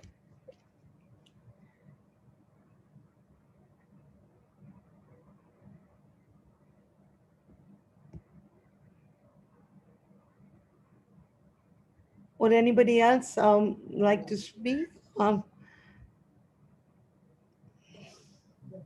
I just say a word? Yeah. It's small. Sorry, who? I'm sorry, I can't make out who it is. That is Rice. Please raise.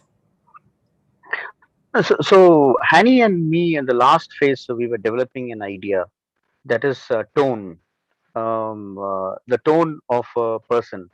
Because in my research, I also found that the tone of a person also makes can be decided who he or she is.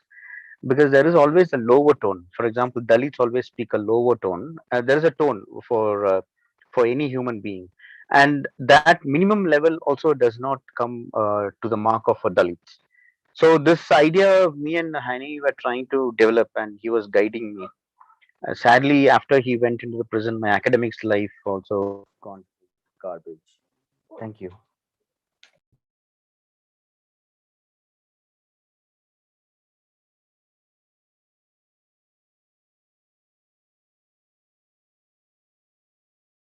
Satya, would you like to say a final word? Ira, Geeta, or anybody? Tanmoy?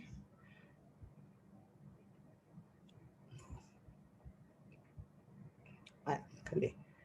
All right. So on this note, we will end the proceedings. And as we know, I put up in the chat, so you can have a quick look and see that we have a YouTube channel where all the talks will be up. Thank you. Thank you. Thank you, Aisha. Thank you, Aisha. Thanks.